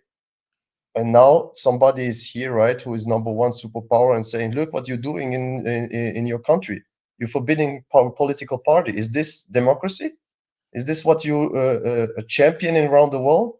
Saying Putin is a dictator, but you're banning political parties. You're saying Putin's doing the same, right? What are you doing? The same thing. So you cannot have it both ways, So Well, I think we've done this all along, but now, number one, it's more apparent. I think for various reasons. One interesting thing that was suggested was that the deal that we had isn't working so well anymore. we're on the receiving end of the shitstorm as well. Before, there was no need to kind of pay as much attention to the fact that we're going around and maintaining empire. I don't know if I agree with that. I think that number one, people in those places had always paid close attention, and I think that, I mean, it's my whole life I'd been paying attention to all the different wars that we've been a part of, at least since the terror wars. Let's say, that's so it's for. I guess maybe that is unusual, but for a lot of people, it was, especially like if you look at the younger generation. They were the people that hopped on with Bernie Sanders and Donald Trump before it was like that helped them get that boost in the first place. It's been people that have been paying attention to the politics and have been saying this system isn't working for us. It's working for the baby boomers, right? And so all that they needed is for somebody to be there to act as an arbiter to vent that popular sentiment and that popular will. And I think was what was behind both the rise of both Bernie Sanders and Trump. Eventually, America is more of a conservative nation in general. There's a lot of rural stuff in America, and Donald Trump has a little bit more of an America flavor, America first. He talks like a regular person. So Donald Trump, for various reasons, he became that arbiter. But I remember news shows being completely confused. It's like, why is it that a lot of young voters, when you tell them they can't vote for Bernie Sanders, they're like, okay, fine, I'll vote for Donald Trump. Wouldn't the next logical vote be for Hillary Clinton? I don't get this, right? Like they legitimately did not understand that people are not playing your game. Your game sucks. Like they're throwing whatever they can at you. They're throwing tomatoes at you. You're being booed, dumbasses. So anyway, go ahead, Wyatt. So, for those watching on the main channel, I'm going to do an experiment because there is this redirecting. So once I end the broadcast, it will redirect to another broadcast. And what it will do is that it will channel the main channel's viewers to the open mic channel stream. The open mic will continue, but I'm just going to end the stream on the main channel. And what it will do is it will lose half of our audience. No, you will redirect. It's like Twitch. They have this like I know thingy. So I'm gonna the following stream is this one. Okay. So now the number is how many? Now we have 153 on the open mic channel. So we're gonna end stream on the main channel. Bye guys. See you guys on the open mic channel and end.